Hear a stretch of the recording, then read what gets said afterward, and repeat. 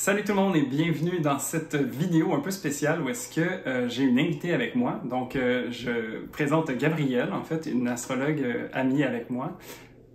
Une astrologue amie avec moi.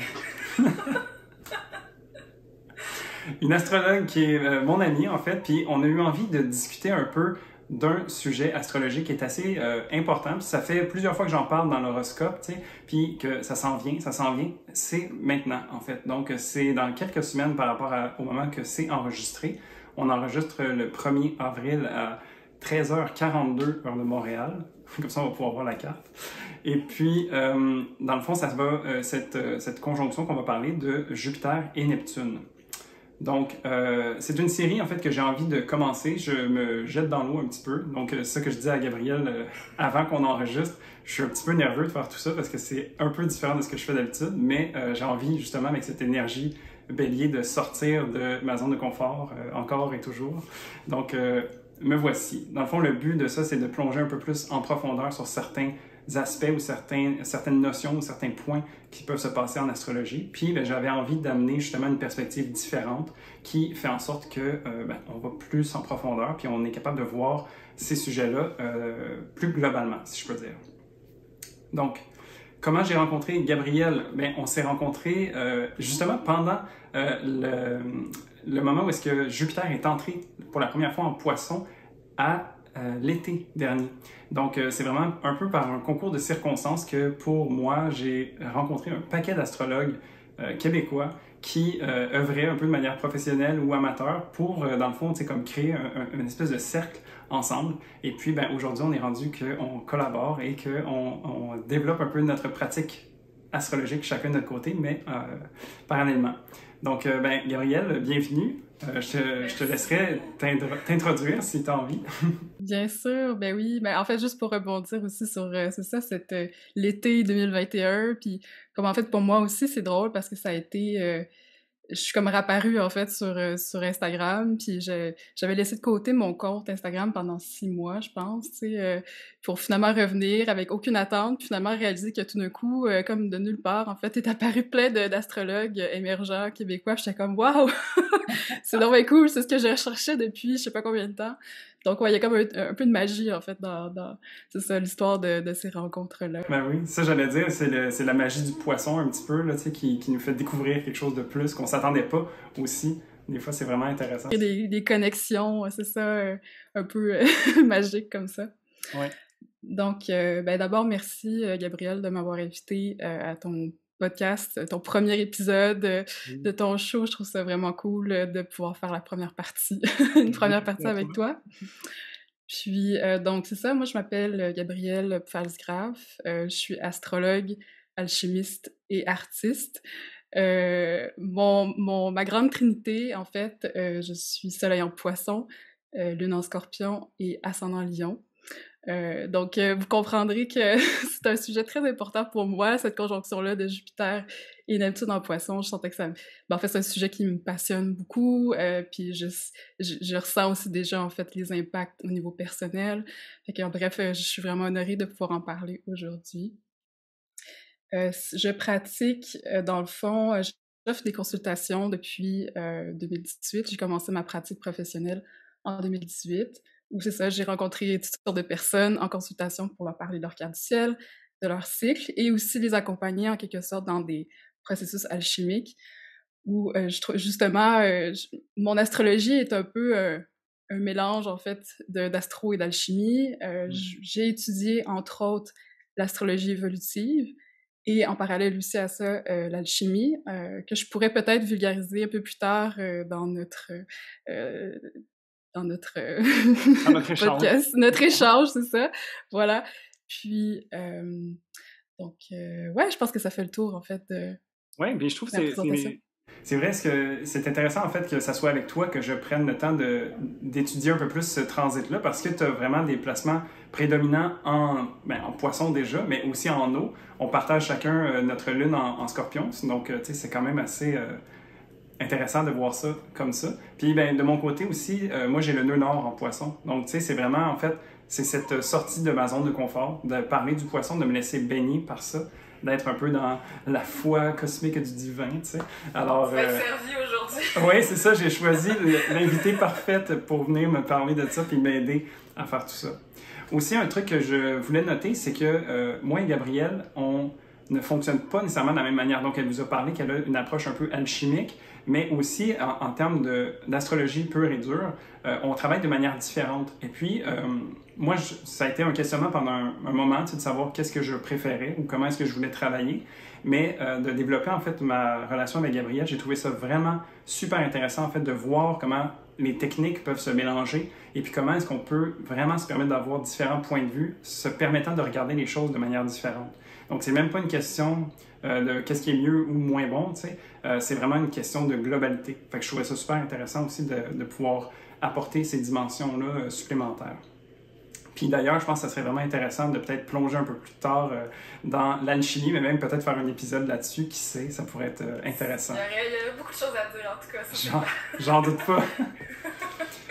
Donc. Mais c'est clair, je voulais juste rebondir sur ce que tu disais. Tu sais, je pense que la richesse, c'est une des richesses aussi de l'astrologie, c'est-à-dire la multiplicité de perspectives. Puis pour moi, en tout cas, j'ai vraiment une vision additive, tu sais, c'est-à-dire que chaque approche, en fait, se nourrit, s'additionne, en fait. Donc, que tu étudies telle branche de l'astrologie, puis une autre, moi, je pense qu'il y a c'est des vases communicants, ultimement, puis chacun se nourrit de l'autre, fait que, voilà, c'est... 100%. Nice. Cool. Donc, parlons un peu spécialement de cette fameuse conjonction. Donc, pour les détails techniques, cette conjonction va être exacte à 10h42 heure de Montréal le 12 avril prochain. Donc, c'est tout prochainement.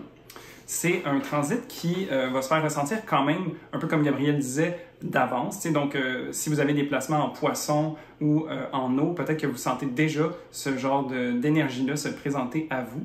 Mais concrètement, ça va se vivre un peu plus entre le 8 et le 14 avril. C'est là qu'on va vraiment ressentir, en fait, pas l'exactitude, mais on va être dans le degré de cette conjonction-là. Mais au-delà de ça, c'est une transition c'est un transit qui peut se faire ressentir quelques mois d'avance et aussi quelques mois après. Donc, il y a une période de mise en place. Ensuite, on vit la culmination et après, on intègre. Il y a toujours un peu cette espèce de vague qui vient avec les transits. Je l'ai mentionné un petit peu, donc les signes d'eau vont être particulièrement sensibles, je dirais, à ce transit-là parce que ça va venir vous toucher dans ces eaux-là. Et puis, sinon, ça va être les signes mutables aussi qui vont ressentir cette énergie-là parce qu'on est avec l'énergie du poisson dans un signe mutable et donc, on va aller parler en aspect de tension, donc de carré avec le Gémeaux et le Sagittaire et en aspect d'opposition avec la Vierge. Donc, les signes mutables vont également bien ressentir ce transit-là. C'est sûr que pour tous les autres, il va y avoir quand même ce ressenti-là, tu sais. C'est juste que ça va venir se vivre plus, disons, dans un endroit spécifique de votre carte plutôt que peut-être de manière un peu plus généralisée.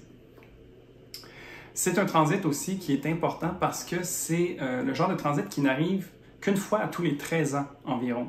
Donc, c'est des cycles un peu plus longs. On parle de Jupiter qui est une planète lente et de Neptune qui est une planète beaucoup plus lente également. Et donc, c'est vraiment une période, en fait, où est-ce qu'on se permet de... un peu un chemin du héros. On commence une nouvelle aventure lors de cette conjonction-là et à travers les 13 années qui suivent, on vient dérouler cette aventure-là. Mais ça, c'est vécu à l'intérieur d'une vie. Si on prend l'exemple de cette conjonction de Jupiter et Neptune en Poisson, la dernière se voyait être en 1846. Donc, il y a de cela 166 ans. Alors, la conjonction actuelle en Poisson, on va la vivre qu'une seule fois dans notre vie, en fait. Parce que la prochaine est en 2188, puis je pense qu'on ne sera peut-être pas là. En tout cas, pas dans ce corps-ci.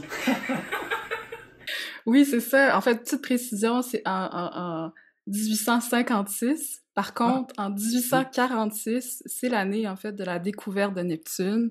Dans le fond, ce qui est particulier avec la dernière conjonction de Jupiter et Neptune, la dernière conjonction de Jupiter et Neptune, c'est en 1856, c'est que c'était la première conjonction consciemment, en fait, en connaissance de Neptune, parce qu'avant ça, avant 1846, on ne savait pas que Neptune existait.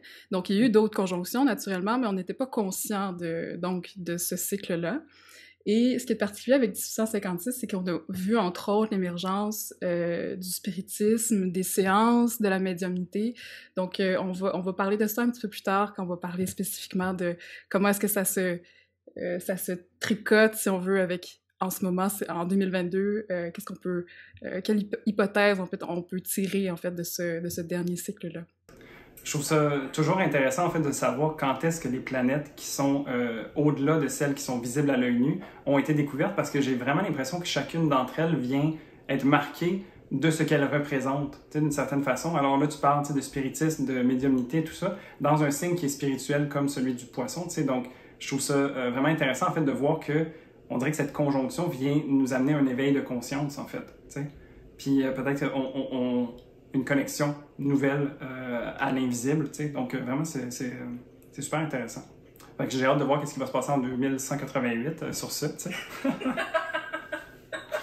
Mais bref. Fait que si on rentre un peu plus dans les détails de ces deux planètes-là, tu sais, juste pour savoir à peu près c'est qui les acteurs en tant que tels, c'est qu'est-ce qu'ils représentent, c'est quoi leur rôle, c'est quoi leur fonction, je pense que ça serait intéressant de venir voir, en fait, chacune de ces planètes-là, puis de voir aussi qu'est-ce que le cycle de ces deux planètes-là ensemble peut vouloir dire, un petit peu ce que tu amenais, tu sais. Donc, on peut commencer peut-être par Jupiter, vu que c'est une planète qui est un peu plus proche de nous, qui est visible, donc qui est...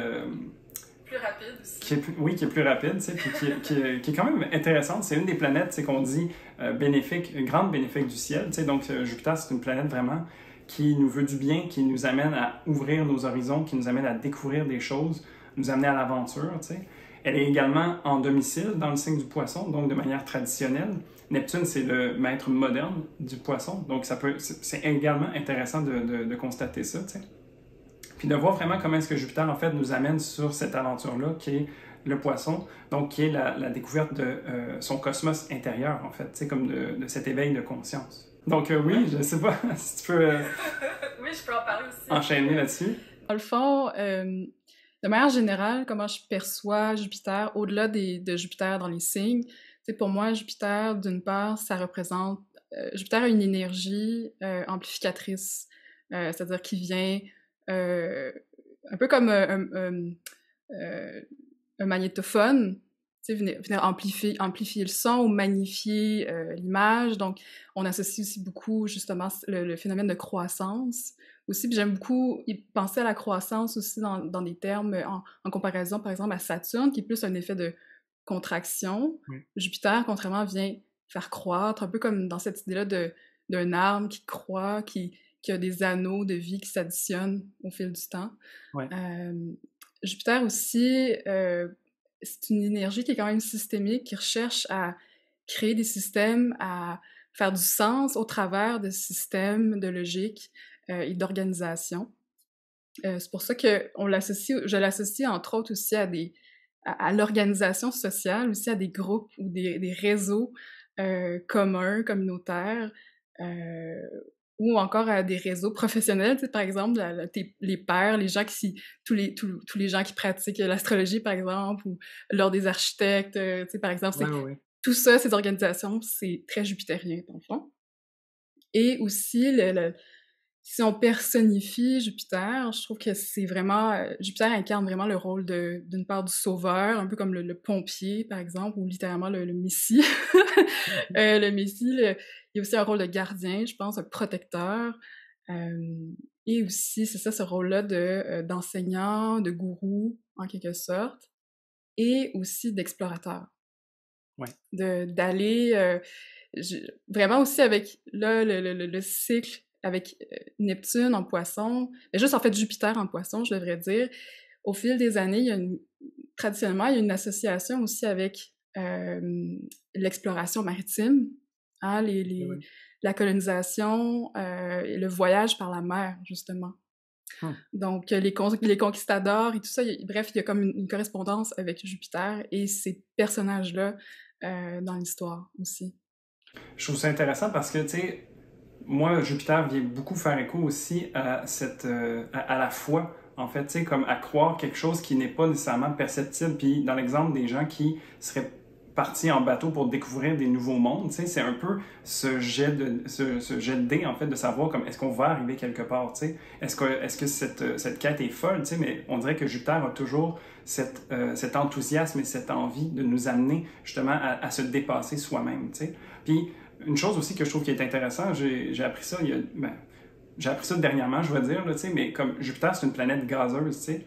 Donc oui, on la voit en tant que telle comme une planète, tu sais, elle a sa forme ronde, mais en même temps, on ne pourrait pas marcher sur Jupiter. Tu sais, il faut comme avoir confiance qu'elle est là, qu'elle existe, qu'elle a sa fonction, mais c'est pas nécessairement comme on s'y attend. Donc ça nous amène à cette ouverture d'esprit, en fait, à vouloir aller vers quelque chose qui n'est pas tout à fait dans notre conscient. Puis là, je pense d'autant plus parce qu'on est en poisson, tu sais, c'est cet ordre de foi, d'idéalisme, tu sais, comme qui vient se manifester, mais de manière aussi physique ou astronomique, si je peux dire, tu sais, dans le sens que littéralement la planète représente un petit peu ça ou vient faire écho à cette foi, tu sais. Totalement. Puis aussi, il y a l'aspect aussi, comme tu disais un petit peu plus tôt, tu sais, de la foi qui nous pousse à aller plus loin.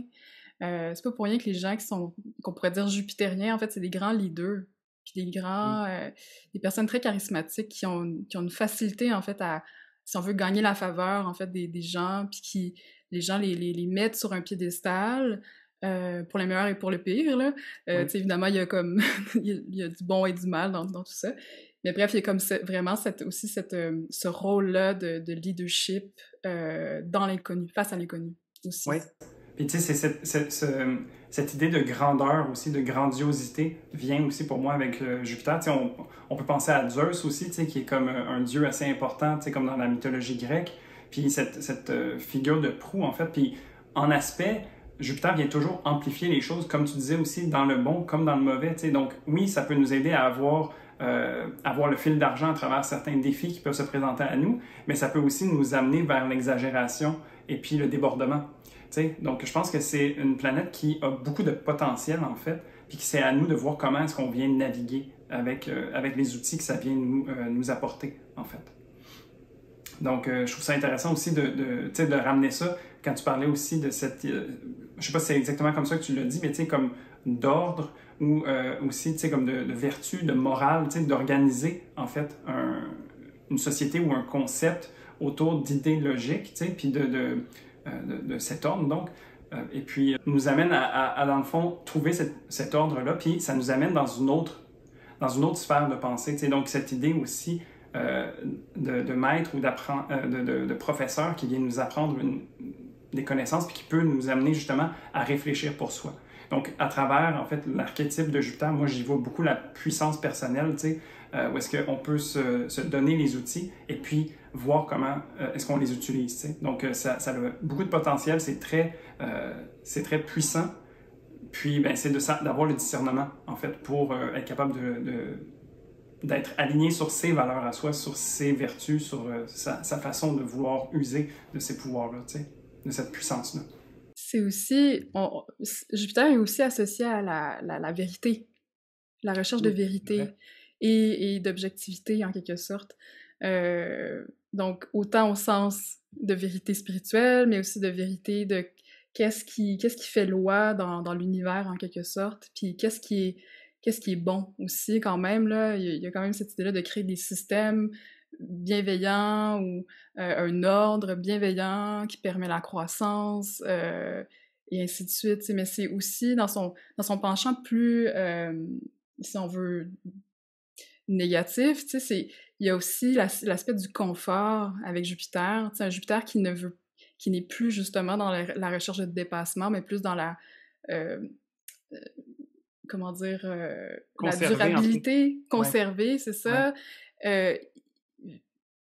En fait, la croissance arrête. Ça devient plus comme une espèce de conformisme, puis on se conforme à des règles, puis on les questionne pas trop. Parce que pourquoi les questionner? Elles sont en place, quelqu'un m'a dit que c'était ça, je l'accepte. Il peut y avoir ça aussi avec Jupiter. Oui, c'est vraiment ce côté plus dogmatique, en fait, qui peut venir dans son penchant plus négatif avec un Jupiter ou est-ce que ça devient j'ai la vérité? Parce qu'elle est vraie pour moi, elle devrait l'être pour tout le monde. Tu sais. Donc il y a un peu ce côté-là qui peut se faire ressentir.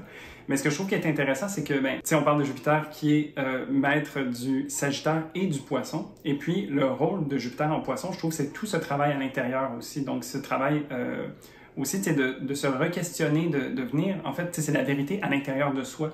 Donc, je pense que ça peut être intéressant de voir comme des fois, peut-être qu'on tombe dans un dogmatisme ou dans des vérités absolues. Puis, ben, Jupiter nous ramène à quelque part, tu sais, dans son archétype, à venir re-questionner les choses de l'intérieur. Tu sais. Donc, il y a ce mouvement un petit peu, je trouve, qui est bénéfique, en fait, qui vient aider à fluidifier l'énergie qui circule à travers cette planète-là. Puis dans l'énergie du poisson, il y a vraiment cette idée de lâcher prise, en fait, tu sais, comme de deuil, d'abandon, tu sais, comme de faire parfois, tu sais, comme ce travail sur soi ou ces deuils pour se permettre d'aller vers quelque chose, tu sais. Puis je trouve que dans l'idée d'expansion, il y a aussi l'idée de deuil parce que forcément, quand on grandit, quand on va vers l'avant, on laisse derrière nous ce qui était derrière, tu sais. Donc, il y a... En tout cas, je pense que ça fait un peu le tour de l'archétype, c'est comme quoi c'est une planète qui nous fait avancer, qui nous fait voir les choses plus grands et qui a beaucoup de potentiel et de puissance. Puis c'est de vraiment s'assurer de garder cet équilibre à l'intérieur de soi, ou du moins de l'utiliser en conscience pour être capable de bien la gérer, cette énergie-là pour soi. Il y a une dernière chose que j'ajouterais, puis par rapport à un truc que tu as dit plus tôt, puis par rapport à l'association de la maîtrise, puis du pouvoir de Jupiter, tu sais, dans ma vision aussi de l'ordre des planètes, Mars précède Jupiter, et dans cette logique-là, Mars représenterait, par exemple, justement le pouvoir brut ou des talents, en fait, qu'on développe au fil de notre vie. Mm-hmm. Puis quand on atteint, justement, un certain niveau d'excellence de ces pouvoirs-là qu'on a, on atteint Jupiter. Jupiter devient alors comme une maîtrise de ces pouvoirs-là. Et du coup, de là aussi découle donc la reconnaissance des pairs, la reconnaissance sociale de « Ah oui, on t'accepte, on reconnaît en fait que tu as ce pouvoir-là et que tu le maîtrises ou que tu as développé une certaine expertise autour de ça. » Et ça fait donc aussi écho justement aussi à des associations avec Jupiter de rayonnement social, de réussite professionnelle, entre autres. Donc c'est comme ça aussi que je le lis dans la logique, si on veut, des planétaires. Ouais. Super intéressant ça. Donc, ça fait le tour un petit peu de Jupiter en poisson. On a quand même mis ça un peu à saveur poisson, je crois, globalement.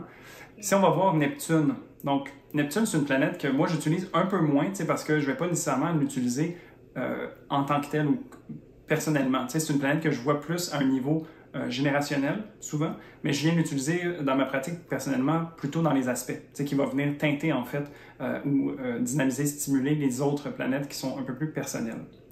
Neptune, c'est une planète qui est intangible, qui est un petit peu mystérieuse, spirituelle. C'est une planète, en fait, que...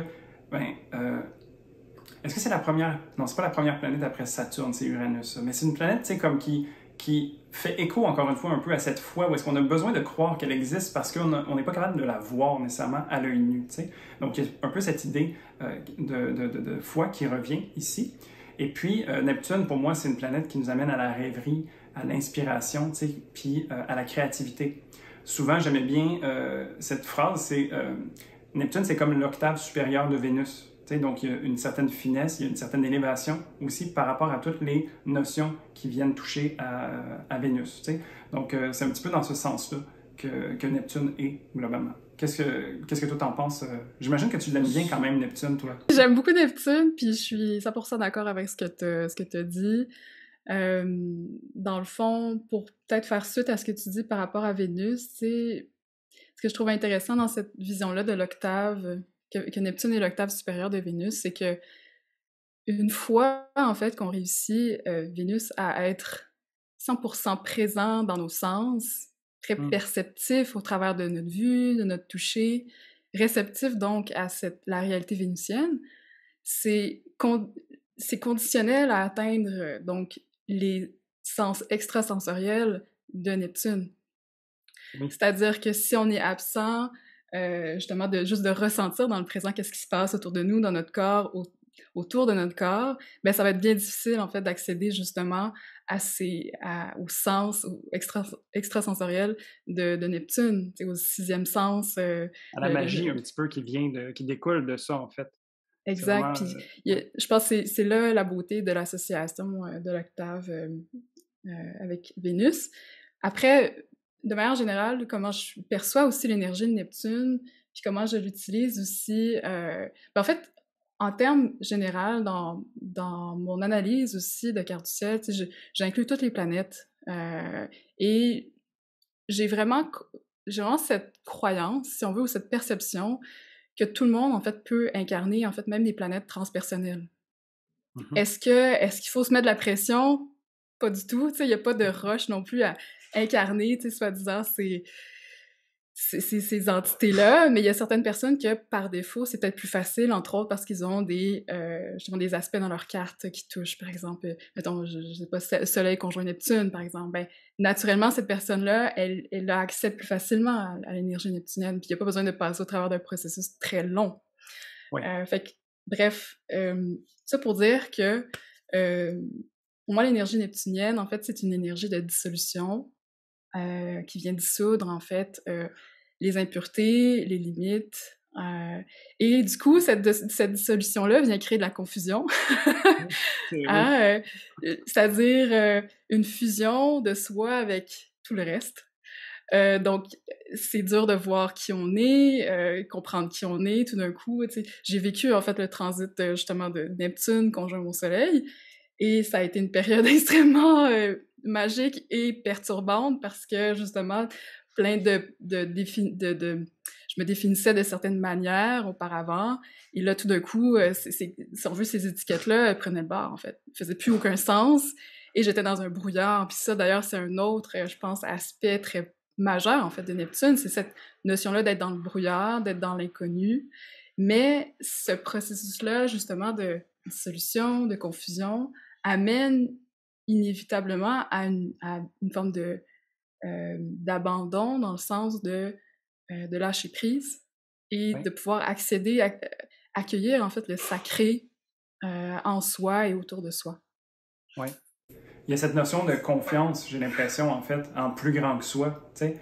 Il y a beaucoup les notions de divin, de spiritualité, de mysticisme même qui viennent en tête avec ça. Puis tu sais, ultimement, je trouve ça intéressant que tu dises qu'on peut incarner, dans le fond, ces planètes transpersonnelles, parce que je pense aussi que, ultimement, oui, tu sais, c'est à travers une sorte d'initiation, en fait, tu sais, parce que je ne sais pas exactement si tu l'associerais comme ça en alchimie, mais il y a un peu dans ce que tu évoquais, pour moi, la notion d'œuvre au noir, tu sais, où est-ce qu'on dissout, on défait, on se perd un petit peu, tu sais, puis il faut avoir confiance, en fait, que à travers cette perte, on va pouvoir trouver les outils à l'intérieur de soi qui vont nous permettre d'avancer, tu sais. Donc, c'est vraiment ce procédé initiatique, je crois, ce chemin vers Neptune. D'ailleurs, moi, je ne l'ai pas encore vécu, mon Neptune sur le Soleil. Je vais le vivre, par contre, sans doute d'ici peut-être 30 ans, quelque chose comme ça. Donc, je t'en reparlerai. Je suis en train de gérer Uranus sur mon Soleil, fait que j'en ai déjà en masse. Ah oui, ça c'est une autre paire de manches. Ouais, ça sera pour un autre sujet de discussion. Mais ouais, donc vraiment cette notion d'initiation, puis de confiance en fait qui me vient, parce que c'est quelque chose qui se présente à soi, tu sais, comme qui vient brouiller les cartes, qui vient nous amener une confusion, un brouillard, tu sais, quand on le vit un petit peu moins bien, tu sais. Puis ça nous amène vers quelque chose en fait qu'on pourrait même pas décrire, tu sais. Où est-ce qu'on va... C'est insaisissable en fait l'énergie de Neptune. C'est merveilleux, c'est sacré, mais c'est en dehors de ce monde, tu sais. Donc, c'est pour ça que c'est une genre de planète intéressante parce que tu as besoin de penser carrément en dehors de la boîte, tu sais, parce que c'est pas dans nécessairement ce que tu vas vivre concrètement. Ben, quoique, tu sais, mais en tout cas, on dirait que d'en parler, c'est confusant, tu sais. Mais j'allais dire, en fait, il faut même pas penser avec Neptune. Non, c'est ça. Il faut pas penser, il faut pas essayer de définir des expériences neptuniennes, parce que le but, justement, c'est d'arrêter un instant, justement, de comprendre et d'être purement dans l'expérience, puis Oui, de voir ce qui en ressort. il y a Puis cette notion d'ailleurs, de... c'est un des mots-clés forts aussi, pour moi, en tout cas, de Neptune, la notion de vision, puis de rêve. Mm-hmm. Donc, pour voir, c'est pas un processus actif mental, c'est un processus beaucoup plus d'accueil, en fait. Oui, c'est un peu comme les rêves où est-ce que tu dois te laisser te souvenir de qu'est-ce que tu te souviens, tu sais, que ce soit une sensation ou que ce soit un mot ou une image, tu sais, mais c'est jamais clair. Personne se réveille le matin en pouvant écrire exactement qu'est-ce qui s'est passé pendant la nuit. C'est extrêmement difficile, tu sais. Donc, oui. Très vaporeux, là, d'habitude. Oui, c'est un excellent mot aussi. Mais tu sais, pour ça c'est tous des côtés qui sont un peu plus challengeants, je pense, de Neptune, mais puis, comme tu disais, c'est pas de chercher à comprendre. Je pense que pour comprendre Neptune, c'est plutôt de se mettre justement en posture de méditation, en posture d'observateur, de contemplation, tu sais, comme d'être arrêté, en fait. Tu sais, c'est de faire, d'être immobile, silencieux et aligné pour laisser venir, en fait, cette énergie-là, tu sais. Parce que je pense que c'est pas une énergie qu'on cherche à prendre, parce que c'est pas l'objectif, en fait. T'sais. Même si je parlais que pour moi, Neptune est un peu cette idée d'initiation. Initiation, on peut entendre enclencher quelque chose. T'sais, oui, on enclenche un processus, mais est-ce que ce processus ne nous enclenche pas également? T'sais? Donc, il y a un peu je sais pas, Oui. cette magie. Oui. Oui, totalement. C'est absolument difficile, je trouve, de parler, en fait, du sacré puis du mystique parce que c'est ça nous échappe, mais ça nous habite profondément.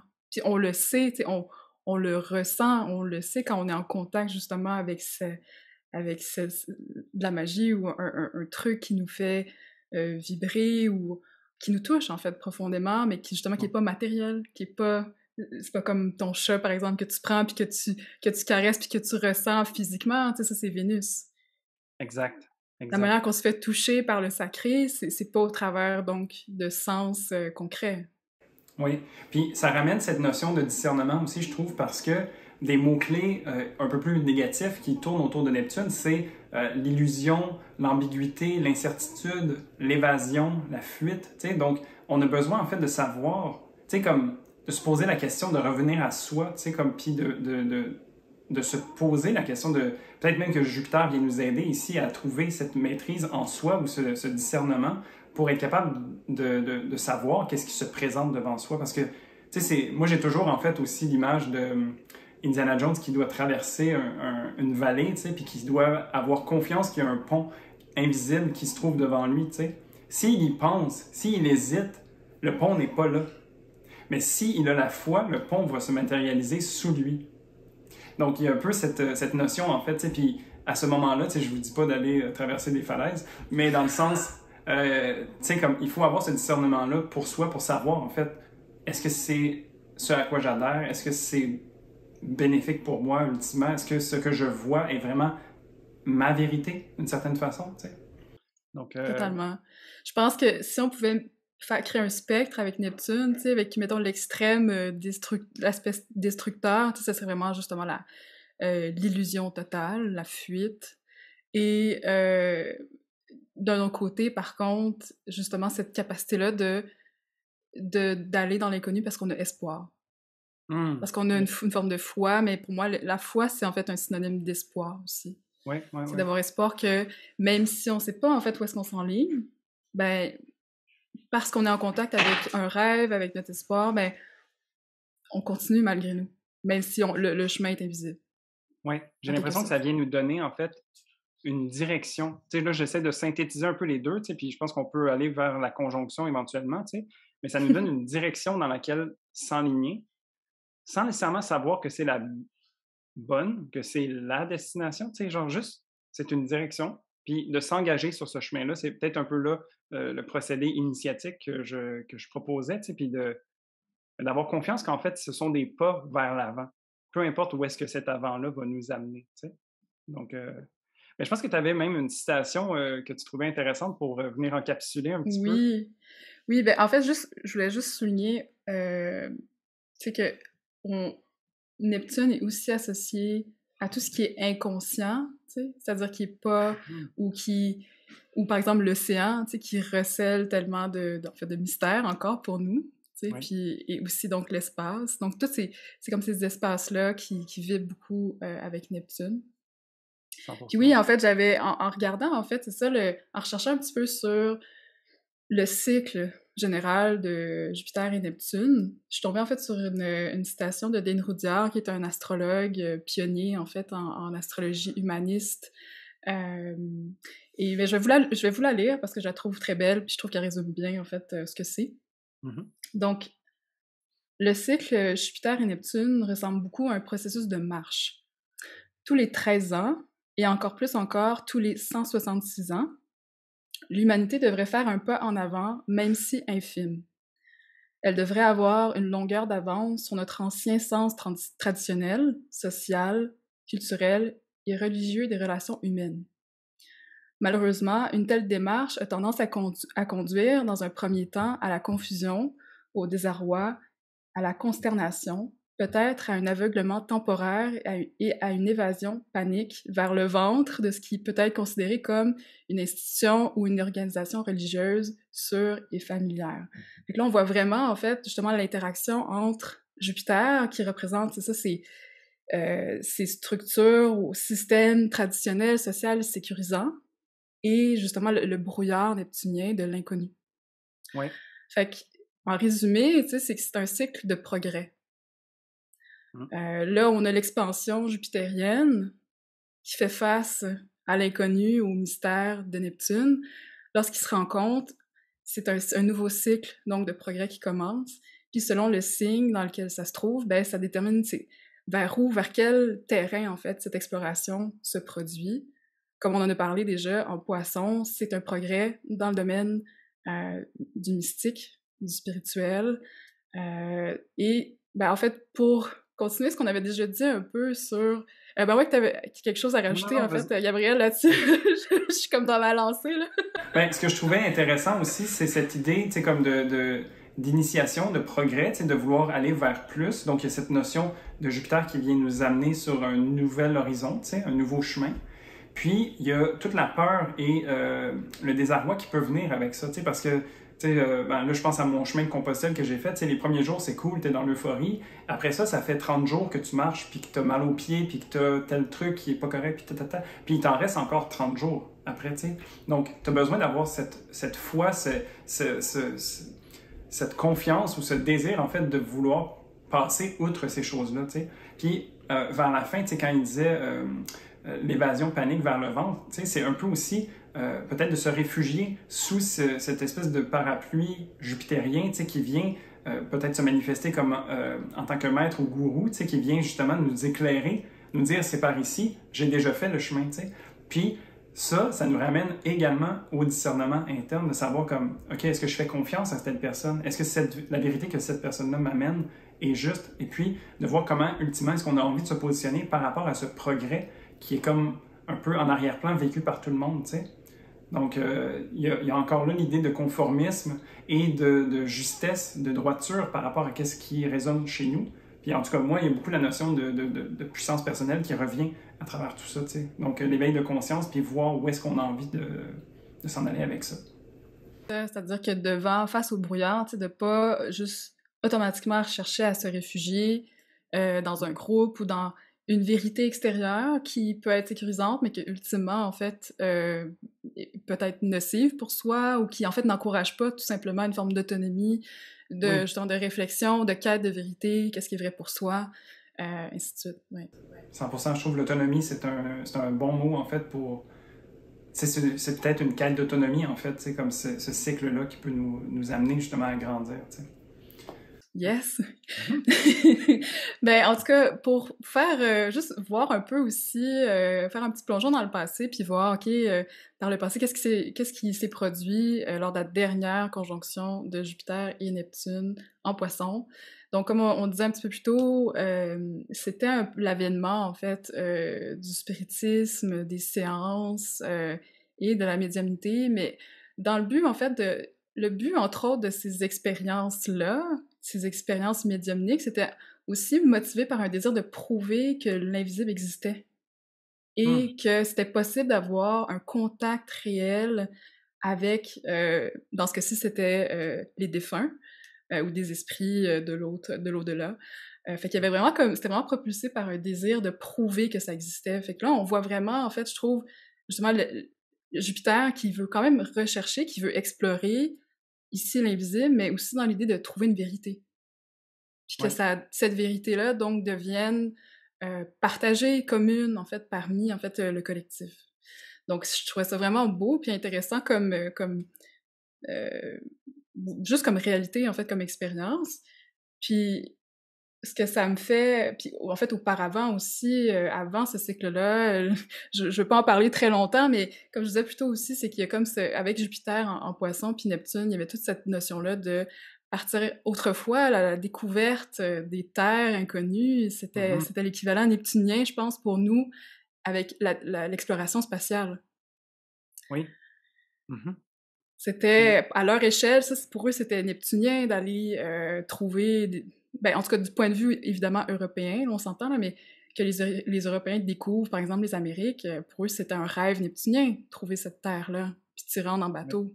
ouais, ouais, ouais. Puis ce que je trouvais intéressant dans ce que tu as amené par rapport au spiritisme, puis ce désir de vouloir prouver l'invisible, c'est, je trouve, tu sais, comme, c'est intéressant de voir, de prendre conscience de cette planète-là, de voir, en fait, comme cette ouverture d'esprit, en fait, qu'on peut avoir à travers ça. Puis, étant donné que c'est le premier contact, qu'on pourrait dire conscient avec cette planète-là, on utilise des moyens très humains de venir exprimer ça. Tu sais, tantôt, on parlait avec nos mains comme ça, mais eux, à leur époque, on fait comme, OK, mais il y a quelque chose qui se passe, comment est-ce qu'on peut le prouver? Tu sais, comment est-ce qu'on peut venir le concrétiser, en fait? Puis je trouve ça intéressant parce que c'est, d'une part, tu sais, on appelle Neptune une planète comment on dit ça? Transhumaine. Transpersonnelle. Transpersonnelle, oui, c'est ça. Ouais. Donc, c'est comme si, pour se permettre de bien incarner son énergie, c'est comme si ça ne va pas nécessairement se matérialiser que par notre version humaine. C'est peut-être justement au niveau de l'esprit ou de l'intangible, de l'énergie, que ça peut peut-être se manifester un peu plus. Puis je trouve ça intéressant de voir les balbutiements de ça, comme ça a été vraiment, ben, on est capable de prouver des choses, donc ben, on va pouvoir prouver cette chose-là aussi. T'sais. Mais on dirait que c'est juste comme... Du moins essayer, oui. Tenter notre coup, mais c'était vrai, puis je trouvais ça fascinant aussi que, ben, du coup, c'était la première depuis la découverte de Neptune, puis justement, l'orientation a été changée, c'était plus une exploration extérieure au travers des eaux, puis machin, trouver des nouvelles terres, mais là, essayer de rentrer en contact, finalement, avec une réalité invisible. Je pense qu'auparavant, c'était pas justement accessible à ce point-là, où il n'y avait pas comme ce désir-là de... Hein, parce qu'il faut, mettons, mise en contexte, rendu en 1856, on avait conscience du monde entier, là, il y avait des cartes. Déjà, là, on a dessiné toutes les cartes du monde. Fait que c'est plus ça, maintenant, l'ordre d'exploration, c'est plus ça le mystère, c'est donc l'au-delà et l'espace. Depuis, je pense, justement, la découverte de Neptune. Ben oui, puis même aujourd'hui, tu sais, avec le désir de vouloir aller sur Mars, tu sais, comme il y a aussi différentes sphères de conscience qu'on est en train de, tu sais, ça fait déjà un moment, je dirais, mais tu sais, tout ce qui a trait à l'intelligence artificielle aussi, c'est comme on pourrait dire une nouvelle forme de conscience potentiellement qui se matérialise devant nous, ou du moins qui est difficile à comprendre ou à exprimer exactement qu'est-ce que ça représente, tu sais, donc...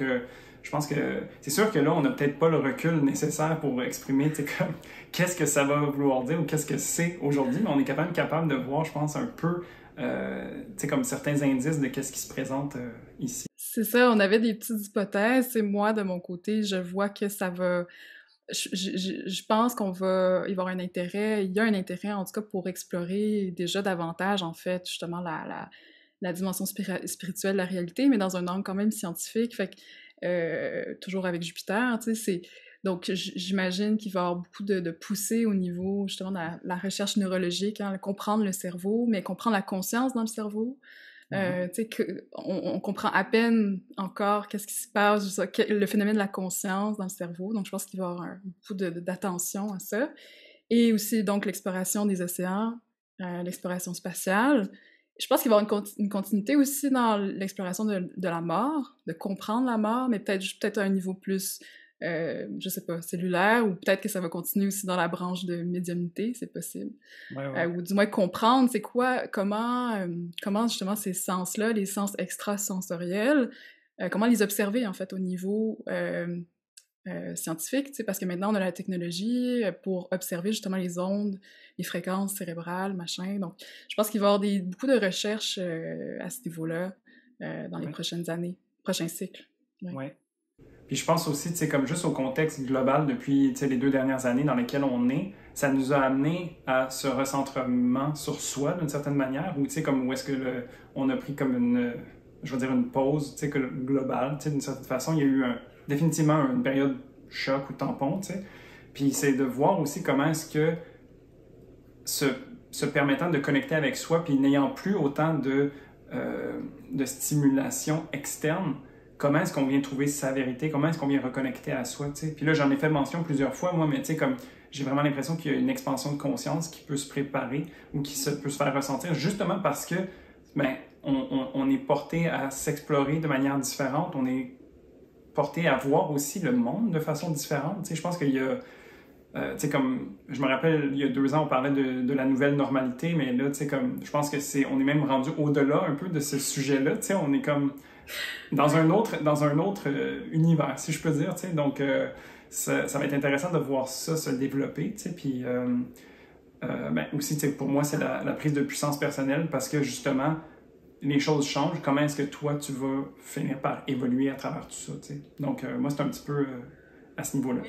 Puis c'est juste de progrès, tu sais, mettons, de le voir comme dans le sens de cycle de progrès spirituel, tu sais, je pense qu'on atteint aussi un cap collectif par rapport à juste au spirituel en général, puis à la notion de religion ou de qu'est-ce qui est vrai, en fait, au sens spirituel. Fait que je pense que ça nous propulse aussi dans une forme d'évolution, de faire évoluer certains concepts, c'est ça, certaines perceptions, certaines compréhensions de la réalité spirituelle, la vie après la mort, tu sais, les grandes questions existentielles, et aussi comprendre aussi toute l'interconnexion, tu sais, entre... Oui, c'est ça que j'allais dire, parce qu'il y a vraiment cette prise de conscience universelle, en fait, comme, ben, ou du moins mondiale, parce que comme le contexte dans lequel on est, c'est parti d'une place sur Terre, puis ça a eu sa répercussion partout.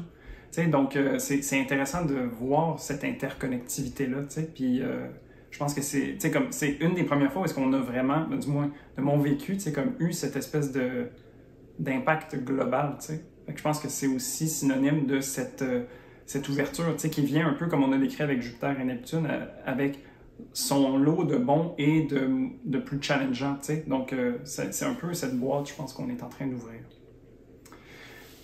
Là, on avait aussi quelques petites histoires, en fait, pour expliquer un peu les cycles précédents de cette conjonction-là. Parce que, tu sais, c'est ça, comme je disais, on est un peu trop les pieds dedans pour être capable d'avoir vraiment l'image globale de comment est-ce que ça va se manifester. Sauf que, comme j'expliquais au début, cette conjonction se produit à chaque 13 ans. Donc, on est capable de voir qu'en 2009, ça se passait en Verseau. Cette année, ça va être en Poisson. Et puis, en 2035, ça va être en Bélier. Donc, tu sais, je pense que ça pourrait être intéressant de voir aussi, peut-être pour vous, de faire l'exercice, de vous permettre d'aller voir autour de mars 2009, qu'est-ce qui se présentait pour vous. Je pense que c'était plus en janvier, là, mais comme dans ces eaux-là. Toute l'année 2009, ils ont, dans le fond, Jupiter rétrogradé. Je pense qu'il y a eu 3 conjonctions. Fait que vraiment toute l'année 2009, jusqu'à la fin de l'année même. Fait que, tu sais, si je peux y aller vite fait, tu sais, comme moi, ce que ça l'a représenté, en fait, ça a vraiment été mon entrée dans le monde du travail.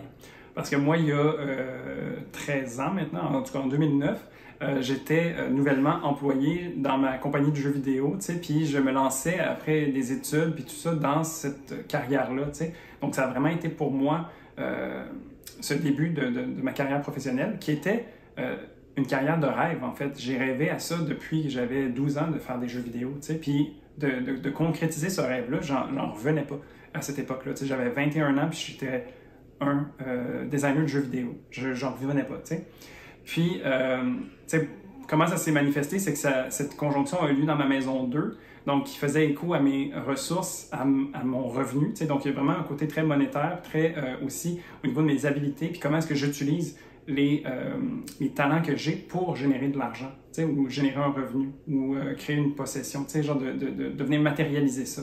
Fait que pour moi, ça s'est manifesté à travers, justement, un travail. C'était aussi pendant que mon année était profectée en maison 10. Donc, tu sais, il y a vraiment cette idée de venir m'aligner sur cette nouvelle voie, en fait. T'sais. Fait que j'ai trouvé ça vraiment intéressant de prendre conscience de ça, en fait. Puis une correspondance intéressante aussi, je trouve, avec le Verseau, parce que c'est ça, en 2009, la conjonction avait lieu en Verseau. Puis justement, le lien avec les jeux vidéo, je trouve que c'est Oui. un truc très Verseau, en fait, comme Culturel aussi. action, comme Oui, oui. activité, c'est ça. Yes, c'est 100%. Yes. Pour toi, c'était Euh, quoi un peu, comment ça s'est manifesté? Ouais, moi, en fait, j'étais au secondaire, puis j'ai vraiment vécu, en fait, ma crise de rébellion pendant ce transit-là, parce que, ben, entre autres, la conjonction avait lieu sur mon Mars natal, en Verseau. Hein, c'est quand même une position, ça a éveillé vraiment la rebelle en moi. Fait que ma rébellion s'est manifestée de plein de choses, de plein de manières. Dans le fond, je me suis comme lancée à 100 corps et âme dans le dessin, dans l'art. Ça a été aussi le début, en fait, de mes expérimentations avec des psychédéliques. Fait qu'on retrouve justement la signature quand même neptunienne, quand même, c'est 100%. ça, Oui, oui. de psychédéliques, d'expériences, c'est ça, qui dépasse un peu la matière. Puis j'étais bien sur le party aussi, quand même, en plus de tout ça. Fait que ça a été ça pour moi. Puis aussi, ce qu'il faut savoir, c'est que Mars, en tout cas, parenthèse astro, mais Mars gouverne ma maison 5, qui est entre autres la maison qu'on associe à l'art et au fun. Et Fait voilà. que, bref, ça explique entre autres pourquoi ça m'a affecté comme ça. Ouais. Oui, oui. Mais c'est pas étonnant non plus, je pense. Tu sais, moi, ça s'est manifesté plus au niveau du travail, mais c'était quand même un travail qu'on pourrait dire artistique, tu sais, dans mon cas. Euh, Mais Neptune, en général, ou même le cycle, en fait, de ces deux planètes-là, vient parler beaucoup de l'art et de la musique, tu sais, les grands courants culturels, puis comme si c'était des moments forts qui se lançaient, en fait, quand il y a cette conjonction-là qui arrive, ou quand il y a, ben, ou quand Neptune évolue à travers le ciel, tu sais. Là, je pense, tu sais, comme en 2009, moi, j'ai regardé toi aussi, je pense, de ton côté, là, mais, tu sais, moi, c'est plus au niveau de la pop, en fait, la musique populaire, que j'ai vu qu'il y a eu un gros essor, surtout aux États-Unis, là, mais c'est là qu'il y a eu des grandes célébrités, en fait, comme Lady Gaga, Justin Bieber, les Black Eyed Peas, Taylor Swift, tu sais, tout ça explosait, en fait, tu sais, comme on était submergé de musique populaire, de grands noms qui sont toujours actifs aujourd'hui, tu sais, puis qui ont continué d'évoluer puis de grandir. Fait que je trouvais ça intéressant de voir un peu ce côté-là qui émergeait. Puis toi, de ton côté, c'était quoi que tu avais noté? Oui, ben, en fait, je pense qu'une autre manière aussi de voir juste le cycle, dans cette perspective-là culturelle, tu sais, Jupiter, Neptune ensemble, c'est comme, ils créent des booms culturels, je pense, des Hmm. mouvements, des booms culturels, bref, d'évolution, tu sais. Moi, ce que j'avais noté au niveau musical, tu sais, je me rappelle que vraiment l'électro, c'était tellement in, là, il y avait tellement Hmm. d'électro partout, en fait, qui fit, en fait, beaucoup justement avec l'archétype du Verseau. Aussi, les raves aussi, évidemment, c'est pas, ça existait bien avant 2009, mais il y a comme une résurgence de ces espaces-là, de cette musique-là. Aussi juste la musicalité, c'était très sec, très rythmé, très air, comme le Oui. Verseau. Fait qu'il y avait ça que j'avais noté, puis aussi au niveau plus comme général, dans le collectif, tu sais, il y avait aussi vraiment comme la popularisation des cellulaires intelligents. Vrai. Apple avait sorti leur premier cellulaire en téléphone intelligent en 2007, mais c'est en 2009, c'est pas avant 2009 en fait qu'il y a eu un effet de popularisation Ouais. qui s'est déclenché. Puis même chose pour Facebook. En fait, ce que j'avais lu sur Wikipédia rapidement, il disait en 2009, c'était la première année où c'était rentable, qui faisait de l'argent en fait avec Okay. Facebook. Fait que je trouvais ça fou comme correspondance. Puis aussi la naissance du Bitcoin, la création Oui, du Bitcoin, quand même, c'est Verso, non négligeable, tu sais. ça. Puis dernier truc, ben en fait, le lancement du télescope Kepler, qui était en fait avec la mission en fait d'aller explorer, découvrir des exoplanètes, des planètes qui pourraient accueillir la vie comme sur Terre. Puis je trouvais ça beau la correspondance aussi avec le Verseau, hein, quand même d'aller à l'extérieur du connu, aller au-delà du connu, trouver un endroit fertile où accueillir l'humain potentiellement Hmm. dans un futur proche ou éloigné. Puis justement, en fait, en Ben oui. décembre dernier, quand Jupiter est rentré en Poisson, quasiment la même journée, là, il y a eu le lancement du télescope James Webb avec comme mission d'aller prendre des photos de l'origine de l'univers. Ouais, je sais, hein. Puis c'est tellement raccord avec le poisson, c'est cette idée d'infini, de faire quelque chose aussi qui est même pas imaginable, tu sais, de pouvoir prendre une photo du passé. Ouais, quand j'ai commencé à voir ce télescope se promener puis se déployer, il est encore en train de se calibrer, si je me trompe pas, à l'heure actuelle. Mais c'est quand même assez impressionnant. Ça dépasse un peu l'entendement, tu sais. Ça a été plusieurs années de construction d'ingénierie, tu sais, pour en arriver là, mais c'est quand même bien étonnant que c'est au moment que Jupiter entre en Poisson que ça démarre, en fait. T'sais, donc, cette idée de progrès, cette idée, comme de boom, on a parlé de boom culturel, mais c'est peut-être aussi ce boom de technologie, puis d'avancée scientifique qui peut aussi se faire ressentir à travers ça. Donc, Finalement, puis je trouve avec l'exemple, la technologie, je l'associe aussi beaucoup plus au Verseau qu'au Poisson. Par contre, au niveau des technologies comme de télescopes qui permettent de voir, ça, c'est une technologie absolument neptunienne, parce que Neptune, si on combine, par exemple, Neptune qui, justement, la vision, la capacité de voir, de Jupiter qui vient magnifier la vision. Puis qu'est-ce qui magnifie la vision? Les télescopes. Et on associe Neptune aussi à l'image en général, tu sais, les images, bref, fait que il y a vraiment c'est vraiment littéral, en fait, comme objet, puis l'association. C'est l'exemple que tu amenais, là, pour vrai, quand j'ai vu ça, j'ai comme fait « Ah, mais oui, évidemment! » Voilà. Astro en action, en concret. Vous voyez, même les astrologues, on est bluffés par l'astrologie, bien souvent. Fait que, tu sais, ça, c'est un peu ce qui s'est passé la dernière fois. On peut essayer de voir, tu sais, comme, qu'est-ce qui se prépare pour nous, tu sais. Moi, mettons, à quoi m'attendre en ce moment de cette conjonction-là. Tu sais, je veux dire, je suis déjà un petit peu dedans. Là, on est rendu, ça va se passer à la mi-avril. Tu sais, moi, depuis janvier, j'ai quitté tout emploi, en fait. Je suis maintenant rendu entrepreneur, je suis astrologue à temps plein, tu sais, donc je me suis lancé un peu dans cette idée folle de vouloir devenir astrologue en 2022, tu sais, de me lancer à faire des horoscopes sur YouTube et tout ça, tu sais, genre, toute cette chose-là, moi, j'en ai parlé un petit peu dans le live que j'ai fait dernièrement, mais j'étais juste comme, à quel point ça faisait pas de sens, mais en même temps, il y a tout à fait un sens à trouver, c'est juste qu'il faut se permettre de le voir, tu sais, puis d'avoir confiance. Donc, tu sais, pour moi, c'est encore une fois au niveau de ma carrière que ça vient se manifester. Mais là, c'est vraiment un changement du destin. Là, tu sais, genre, je sais pas comment l'exprimer. C'est de sortir de ma zone de confort totalement. J'ai quitté donc mon emploi que j'ai commencé en 2009. Je l'ai quitté à la fin de 2021, en octobre. Puis, je me suis lancé là-dedans, tu sais. Fait que je rappelle que moi, c'est... Moi, je vais pas couper.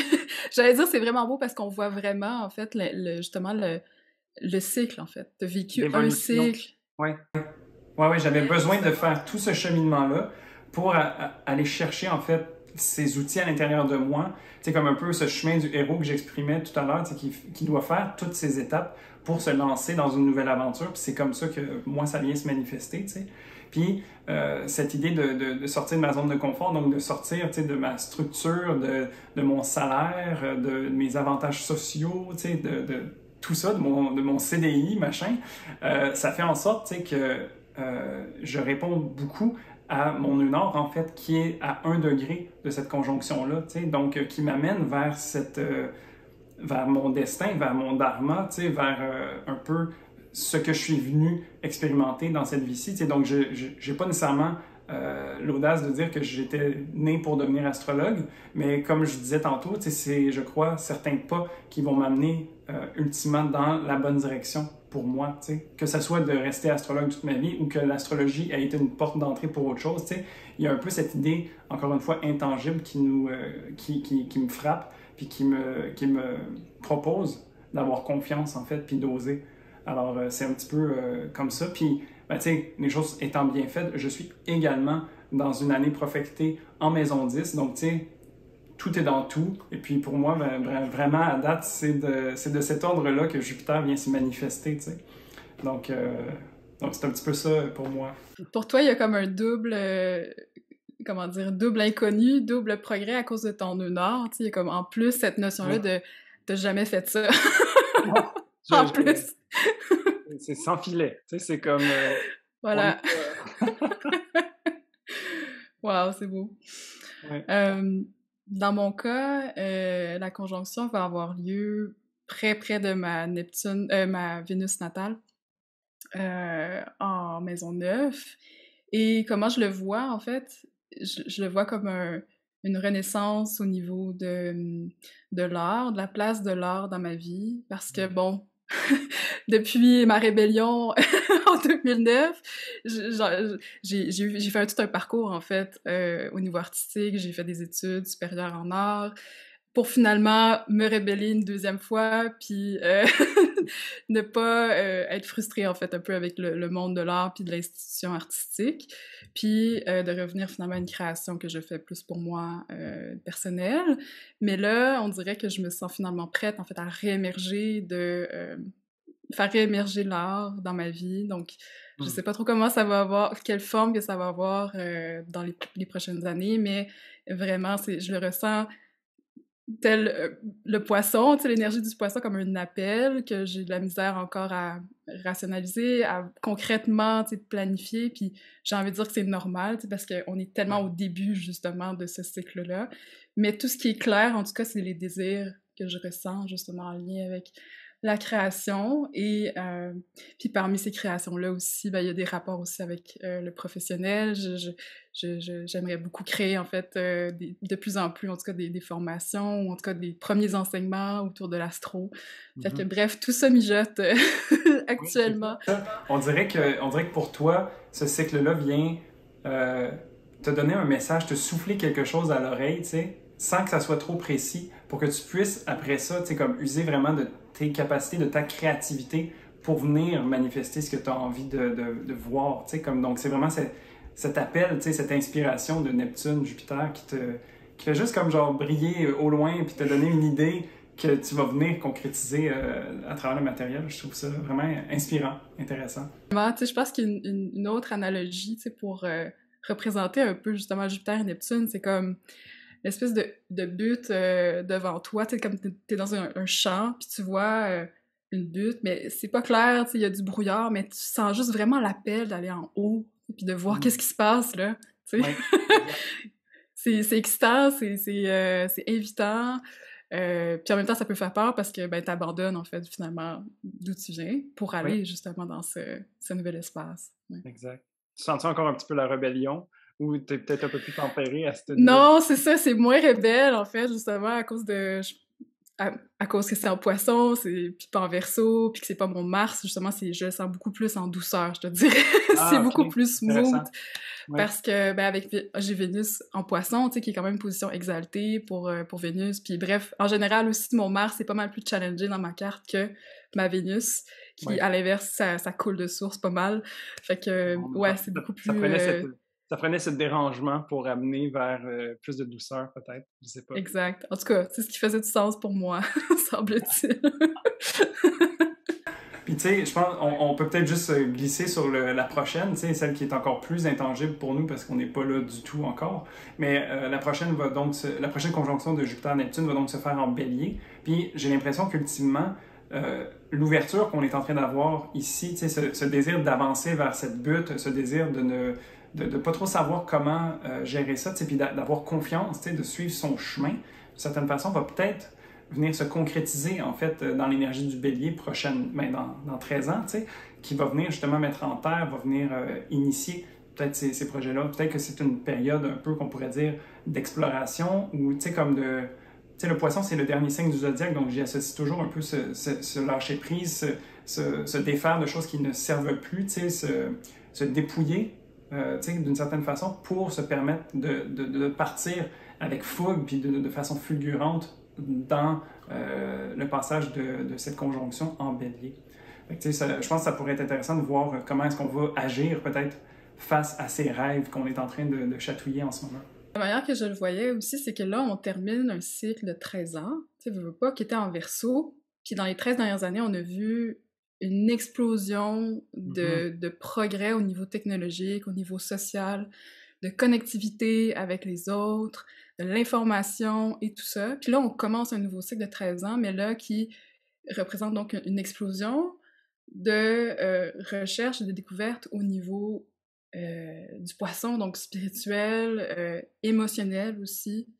Encore plus humain, mais moins dans une idée de partage d'informations, mais aussi plus je pense, de communion ou bref, de connexion sentimentale, tu sais, moins que purement surfacique, mettons, ou superficielle, comme étant bref, les points négatifs de l'air, là. Ce que je trouve intéressant, par contre, parce que c'est ça, c'est que des spéculations, on est un peu trop loin pour pouvoir dire, mais il faut pas oublier que Pluton va être en Verseau aussi à ce moment-là. Donc ça, c'est une autre paire de manches qu'on pourra peut-être discuter dans un autre échange. Mais laissons ça comme ça, tu sais, genre dans l'esprit du poisson un petit peu. Je voulais en venir, tu sais, c'est que dans le fond, là, on se lance dans un cycle de 13 ans, tu sais, à ce niveau-là, le poisson, tu sais. Ouais.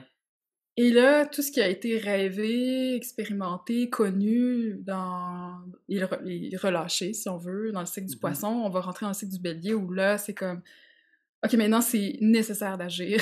C'est nécessaire tout ce qu'on a accumulé comme expérience, comme connaissance dans le poisson, là, il faut exécuter. On exécute, on enclenche, on démarre, on initie. Quand j'ai regardé la dernière fois qu'il y avait eu la conjonction en bélier, c'était en 1869 et c'était la création du tableau périodique. Il y a un truc très concreto, clair avec le bélier, l'énergie du bélier, de rendre des trucs qui peuvent être très, en fait, invisibles, comme les atomes, mais de les rendre accessibles dans une compréhension pragmatique de la réalité. Puis dire, OK, on est allé vraiment loin dans l'exploration de l'invisible. Voici maintenant ce qu'on en retire comme fait pragmatique, comme loi, comme règle, et comment est-ce qu'on peut utiliser donc la matière pour passer à l'acte, faire des avancées, mais à un niveau, c'est ça, plus actif, j'ai envie de dire. Oui, définitivement. Ah, c'est vraiment fou de commencer à spéculer sur qu'est-ce que ça va pouvoir être. T'sais, moi, ça me fascine. Puis je trouve ça aussi vraiment, comme il y a un côté très humble aussi à ça, que on peut bien avoir des symboles qui se présentent à nous. On ne fait que s'imaginer. Donc j'ai hâte de voir en fait comme ça, tout ça se dérouler sur 13 ans. C'est vrai. Mais mettons qu'on ramène ça un peu plus dans le concret. On pourrait regarder en fait l'horoscope exact de cette conjonction donc, qui se présente à nous. Donc je vous ramène en 2022 et puis de regarder, présent, de regarder un peu comment ça va se manifester en fait cette conjonction-là. Donc je vais essayer d'avoir la carte disponible pour les gens qui écoutent sur YouTube. Je sais toujours pas si je vais faire jouer ça ailleurs, mais bon, pour les gens qui sont sur YouTube, il devrait y avoir une carte qui va apparaître. Mais donc, si on regarde l'énergie un peu qui entoure cette conjonction, j'ai le goût de dire qu'il y a beaucoup de choses qui se passent en fait. C'est tout à fait raccord avec cette énergie de Jupiter-Neptune qui a envie d'être un peu dans tous les sens puis d'aller, comme de faire grandir les choses. J'ai l'impression qu'il y a beaucoup de potentiel parce que j'ai l'impression qu'on est à un moment où est-ce que ça va venir faire une sorte de contraction en fait. Un peu comme une naissance, une renaissance qui vient se présenter à nous.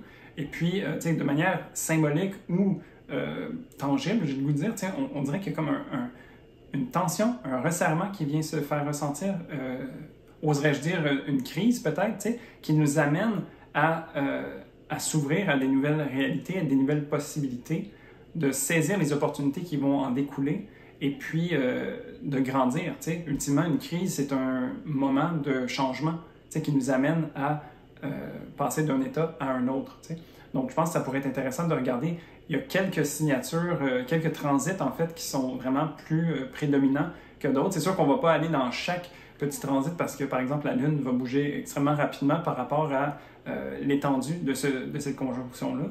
Mais on va regarder certains des transits. Je ne sais pas si tu voulais dire quelque chose d'entrée de jeu avant qu'on aille un peu dans chacun des transits. On peut plonger, comme toi aussi, c'est ça, je vois en fait comme deux énergies contradictoires et complémentaires, c'est-à-dire comme cet effet-là à la fois de contraction, comme tu disais, puis d'expansion.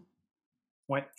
De consolidation, de cristallisation, de réalisme, et en même temps on a besoin de recul, on a besoin de voir plus large.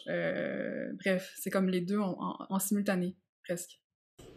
Oui, exact. Puis c'est dans un contexte aussi qui est assez particulier parce que, ben, comme vous avez pu voir dans les horoscopes que j'ai fait pour le mois d'avril, il y a beaucoup de choses qui se passent en fait au mois d'avril. C'est un moment, j'ai l'impression, tournant. En fait, c'est comme un moment névralgique qu'on pourrait dire, où est-ce qu'il y a comme une concentration de transit qui se passe, couplé de ce transit qui n'arrive qu'une seule fois aux 166 ans, ou une fois aux 13 ans. Donc, ça vient mettre comme un moment où est-ce qu'on va pouvoir se dire, sans doute, qu'il y a eu un 2022 avant avril, puis un 2022 après avril. C'est comme si les sujets allaient être différents, mais qu'on ne sait pas nécessairement vers où est-ce que ça va continuer d'évoluer. Je voulais, comme juste mettre en contexte, mettons, je vais avoir des vidéos pour expliquer chacun des points, mais juste pour donner l'ensemble un peu, comme du mois, on a une nouvelle lune en bélier au début du mois, donc qui est comme un renouveau. C'est comme si on ouvrait un livre, un chapitre, vraiment.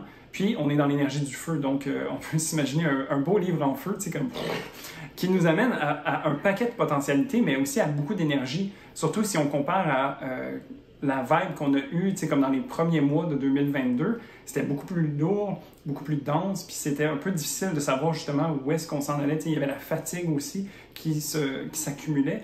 Donc, ici, ça vient déjà nous amener sur une nouvelle voie. C'est le printemps, on a l'énergie, puis elle est très concentrée, cette lunaison-là. Donc, il y a beaucoup de potentialités juste là-dessus. Après ça, on avance un peu dans le temps, puis au milieu du mois, on va avoir la pleine lune en balance, qui va ajouter sa dose d'intensité, si je peux dire, qui devrait être quand même assez palpable comparé à juste tout ce qui se passe en général, parce qu'elle va être au carré de Pluton, qui va venir faire en sorte qu'on se permet de regarder vraiment en face ce qui se passe au niveau du Soleil, donc de notre mission de vie, de notre ego, de notre vitalité, et comment est-ce que ça nous fait sentir à l'intérieur de soi à travers les mouvements de la Lune. Donc, tout ça se passe entre le Bélier et la Balance, et il y a toujours cette idée où est-ce que je me situe en fait dans cet échiquier global-là, dans la relation à l'autre, par rapport à moi-même. Donc, il y a vraiment cette idée de prendre sa place ou de la trouver du moins, puis de venir forger en fait l'espace qu'on va venir occuper. Puis, avec le travail que Pluton vient nous offrir, c'est de voir aussi comment est-ce que peut-être on s'empêche de se permettre cette place-là. Peut-être qu'on se retire de l'équation d'ordre général pour que ça soit plus facile, mais comme il y a peut-être quelque chose à aller fouiller en arrière de ça, peut-être une régénérescence en fait à s'offrir avec Pluton.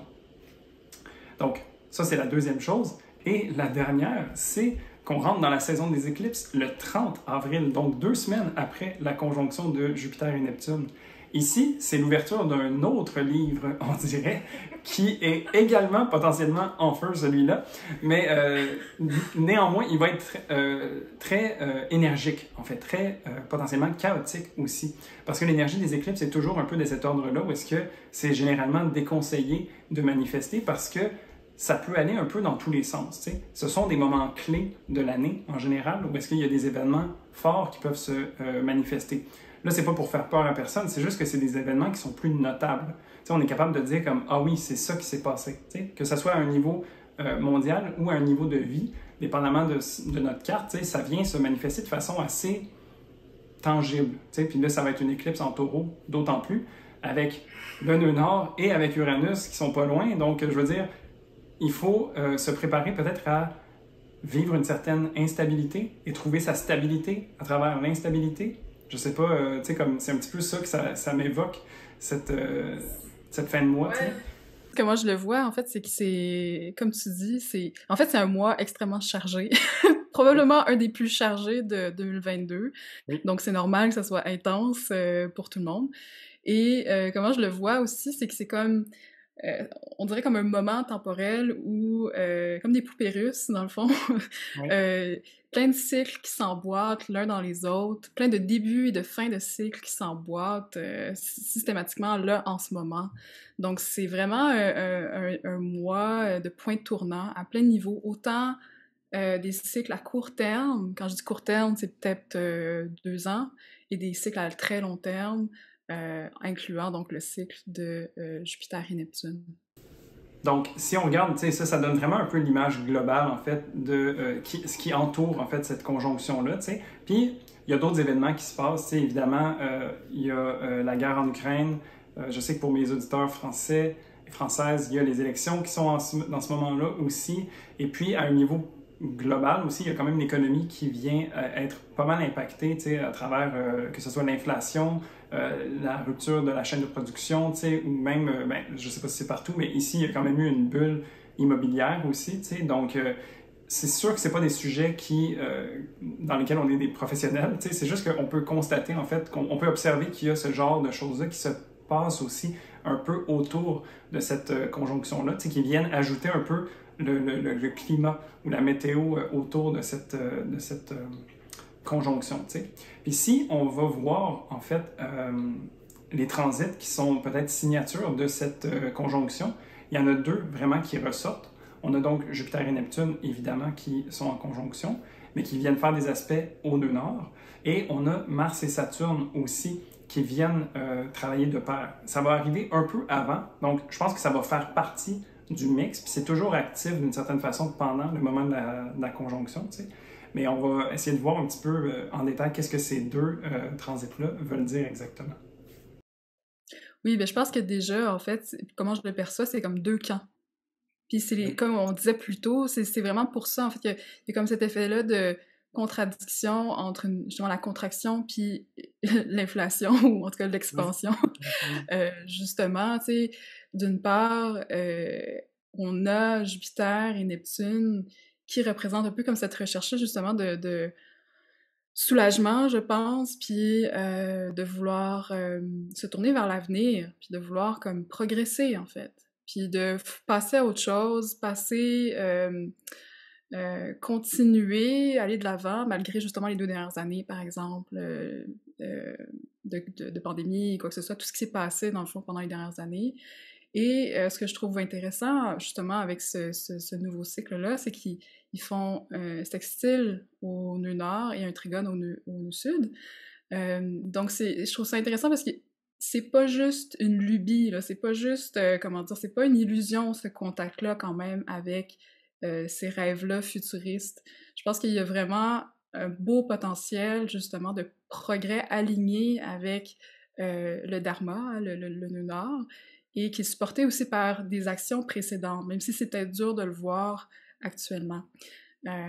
Comment je l'interprète concrètement, tu sais, c'est comme s'il y a une recherche de progrès spirituel, ou en tout cas de rechercher une spiritualité, mais qui soit plus incarnée, hein, comme justement le nœud nord en taureau nous invite à le faire, nous invite à re-questionner notre rapport à la matière, au corps, à l'environnement, à la terre, en entier. Puis justement, en ce moment, je trouve ça intéressant parce qu'il y a beaucoup je vois beaucoup de gens qui se questionnent par rapport à la notion de productivité puis de consommation. Puis je pense que ça va être central, en fait, justement, dans ce prochain cycle, et que ça va continuer à prendre de l'ampleur, à être amplifié au fil de la prochaine année, en tout cas. Oui, je pense aussi avec le nœud nord, juste pour vulgariser aussi le nœud nord, c'est un peu le chemin qui nous est proposé, où c'est, quand on mentionne le dharma, c'est un peu cette direction qui nous est proposée en ce moment. Puis d'avoir les opportunités qui se présentent avec la conjonction en lien avec ce nœud nord qui est en taureau, ça nous amène à une certaine simplicité aussi, comme de ramener ça, qu'est-ce que ça veut dire la productivité, pourquoi est-ce que je fais ces choses-là, puis essayer de voir en fait comment est-ce qu'on peut peut-être simplifier nos vies, ou se reconnecter un peu plus à notre rythme naturel, d'une certaine façon, de ralentir, de se poser, de prendre le temps d'observer, de s'observer soi. Donc, je pense que ça va aussi se manifester comme ça, ou du moins les opportunités, parce qu'avec un sextile, c'est souvent des opportunités. Ça va être de venir voir, en fait, comment est-ce que cette spiritualité qui nous habite peut-être, ou cette connexion à plus grand soi, comment est-ce qu'elle peut venir faire son chemin dans notre vie, que ce soit qu'importe le niveau en fait que ça va venir, de voir comment est-ce que ça peut venir se manifester. Donc je pense que ça peut être intéressant. Puis, comme j'avais mentionné, Jupiter et Neptune sont les deux maîtres traditionnels et modernes du poisson. Donc ça veut dire aussi qu'ils ont une certaine puissance, ils sont chez eux, ils sont confortables dans cette énergie-là. Donc Jupiter qui veut expansionner, le poisson est sans limite, donc c'est parfait. Puis Neptune qui connecte avec le divin ou avec l'intangible, le poisson représente ça aussi. Donc, il y a vraiment cette fluidité, cette facilité d'agir ici. dans son penchant un peu plus négatif, je dirais, c'est que quand on a des planètes qui sont en domicile, c'est qu'on peut parfois tendre vers la paresse ou la complaisance, tu sais. Puis, ben, dans le signe du poisson, ça peut être aussi à travers la fuite et l'évasion, tu sais. Donc, moi, ben, c'est peut-être un truc que je perçois dans ma réalité, là, tu sais, mais je vois quand même qu'il y a une certaine fatigue, il y a une certaine aussi apathie, peut-être un découragement face à l'entièreté des situations qui se présentent. Tu sais, on sort de 2 ans de crise pour entrer dans une autre crise. Pour, tu sais, comme, c'est de voir, en fait, OK, où est-ce qu'on se situe, en fait, à travers tout ça, tu sais. Fait que je pense que, ayant ça en conscience, c'est de se ramener à soi puis de voir vraiment, en fait, qu'est-ce que ça veut dire pour nous puis où est-ce qu'on a envie de se positionner avec ces énergies-là, tu sais. Puis autant que possible de prendre conscience quand on essaie de fuir, tu sais, puis de voir, en fait, pourquoi est-ce qu'on essaie de fuir, tu sais. Donc, il y a vraiment un travail personnel, en fait, qui peut venir, justement, du support du nœud sud qui est en Scorpion, qui nous amène à délaisser des parts d'ombre, des parts de notre psychologie, des traumas, des peurs, tu sais, ce genre de choses-là, de venir connecter avec elles de manière positive, si je peux dire, et se permettre ce lâcher prise. Ça peut vraiment nous amener, nous guider, en fait, à travers les prochaines semaines, les prochains mois. Puis je pense que, comme tu disais, tu sais, cette fatigue-là dont tu parles, puis ce désir-là de... Ou en tout cas, ce reflet-là de « Oh mon Dieu, tu sais, on vient de passer 2 ans de crise, c'est quoi qui s'en vient? » Ben, je pense que ça va rester central, justement, dans le prochain cycle. Tu sais, c'est-à-dire qu'il faut pas, justement, rechercher à s'évader de la crise, mais toujours de la garder proche de soi, d'en garder conscience. Puis c'est ça qu'on voit, en fait, justement, avec la conjonction de Mars et Saturne dans la carte. Tu sais, c'est-à-dire que le cycle de 2 ans, c'est un cycle, justement, c'est la longueur du cycle de Mars et Saturne, d'ailleurs. Et bon, il y a vraiment une correspondance, en fait, entre, justement, le début de la pandémie, là, c'est-à-dire vraiment mondial, qui conjoint, justement, avec le dernier cycle de Mars et Saturne. Fait que là, il y a comme cette... on est ramené à ça, en fait, à cette notion-là de, ben, OK, c'était la première crise de combien? Puis, sachant ça, sans non plus justement être défaitiste ou être complètement à plat, de garder en tête que ben il faut se préparer continuellement en fait. Dans les prochaines années, il y a d'autres crises qui nous attendent, la crise climatique, machin. Tu sais, c'est central aussi donc à ce cycle-là de Jupiter et Neptune qui commence. Oui, ça me fait beaucoup évoquer les questions que j'avais des fois, où est-ce que c'est quand est-ce que ça va aller mieux? Quand est-ce que l'astrologie va être plus positive pour nous? Tu sais, puis c'est pas nécessairement la meilleure façon de voir ça, je crois, c'est de prendre conscience en fait que c'est un mouvement, un peu comme se promener à bateau sur l'océan, tu sais, je veux dire, il y a un paquet de paramètres à prendre en compte, puis ce qui est ultimement fait un bon navigateur, c'est comment est-ce qu'il va maîtriser ses outils à travers ce qui lui est offert de vivre, tu sais. Donc, je pense que c'est vraiment une notion qui est intéressante à venir se rappeler, je pense, puis à intégrer avec ce cycle-là. Donc, tu en as parlé un petit peu aussi de Mars et Saturne, qui sont, eux, en Verseau. Donc ici, on parle des deux maléfiques du ciel. Donc, les deux planètes qui sont un petit peu plus challengeantes, qui viennent nous poser des défis. Donc, au niveau de Mars, c'est un petit peu au niveau de la combativité, de l'action, de la colère. Et puis, au niveau de Saturne, c'est un petit peu plus au niveau des limites, de la restriction, du poids, tu sais, comme du sérieux, la discipline, tout ça. Donc, les deux ensemble qui viennent se mélanger, tu sais, oui, ils se rejoignent à travers le fait qu'ils sont des planètes plus challengeantes, mais chacun s'y prend de sa manière originale, si je peux dire. J'ai toujours cette image, tu sais, de conduire sur l'autoroute avec le frein à main activé, tu sais, c'est un petit peu ça que ça vient démontrer, je trouve, parce que bien que les deux cherchent à peut-être tirer leur épingle du jeu, ils vont de manière complètement opposée en travaillant ensemble. Donc, c'est quand même assez intéressant de voir que ça se passe ça aussi en même temps, tu sais, ou un peu avant, puis qui vient néanmoins avoir son impact sur cette conjonction-là, tu sais. Donc... Saturne, tu sais, qui est dans son signe domicile, le Verseau, tu sais, c'est Saturne, si on veut, que la main, tu sais, qui domine, si on veut, Mars. Donc, ce que ça suggère, c'est que je pense qu'il y a comme...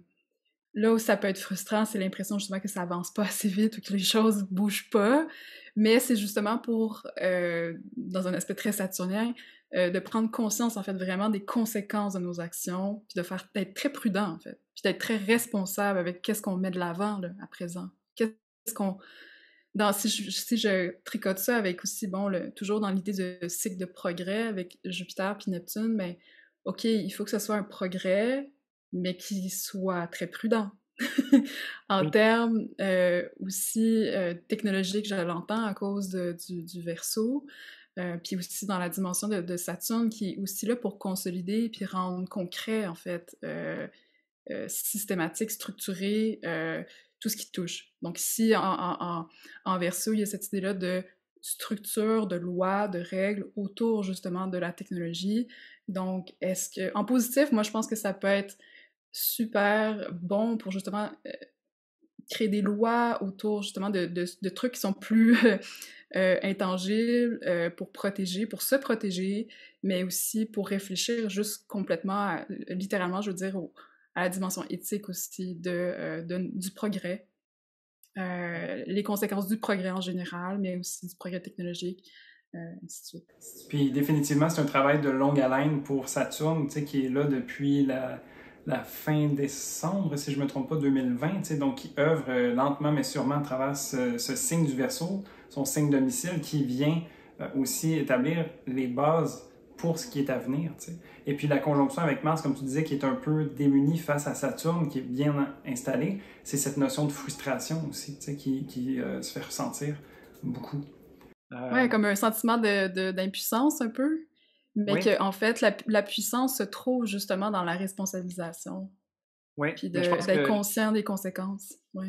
j'ai l'impression que peut-être Mars va avoir tendance à vouloir user de rébellion, tu sais, puis comme faire fi justement de cette structure-là, tu sais, comme dépendamment à quel point la frustration peut se faire ressentir, ou tu sais, parce que, bref, on dit que Saturne a la main sur Mars dans cette situation-là, mais tu sais, j'ai l'impression qu'un Mars en Verseau peut être ingénieux, puis peut avoir, tu sais, comme être bien têtu, en fait, dans sa manière d'œuvrer, puis peut-être user de gymnastique mentale pour trouver sa voie à travers tout ça, tu sais. Tout à fait. Il va quand même challenger, c'est ça, Oui. les lois saturniennes.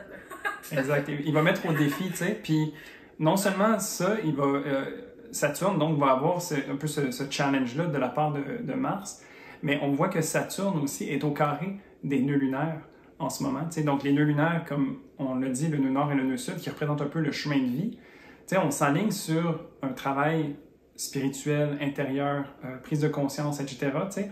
Puis Saturne est en train de construire des choses au niveau technologique. Donc il y a un peu cette impression d'être dans la marge sociale, oui, tu sais.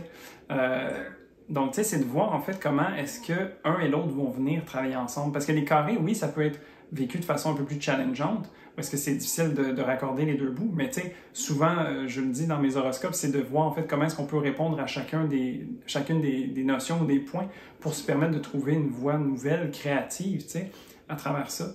Fait que c'est de voir en fait comment est-ce que le travail qu'on va se permettre de faire individuellement va venir servir la collectivité, tu sais, puis le plus grand que soi. Donc, tu sais, je pense que c'est peut-être à travers ça que le travail peut se faire ressentir. Puis, la frustration, tu sais, que je ramène vient peut-être du fait que on aimerait déjà être rendu de l'autre côté. Tu sais, c'est pas confortable le moment de crise, tu sais, le moment de contraction, de décontraction, tu sais, genre tout ça. C'est pas nécessairement la chose la plus plaisante, mais ça fait partie de la vie, tu sais. Donc, je pense que c'est peut-être à ce niveau-là qu'il faut vraiment user de la rigueur, en fait, puis de la détermination d'un Saturne en Verseau, puis de venir avoir confiance, encore une fois, que le travail va en valoir la peine, tu sais, qu'on va récolter le fruit à la hauteur de ce qu'on va avoir mis comme effort au final, tu sais. Donc, je pense que c'est vraiment ce genre de manière qu'on peut peut-être voir ces transits-là en ce moment qui peuvent être un peu plus challengeants, mais qui,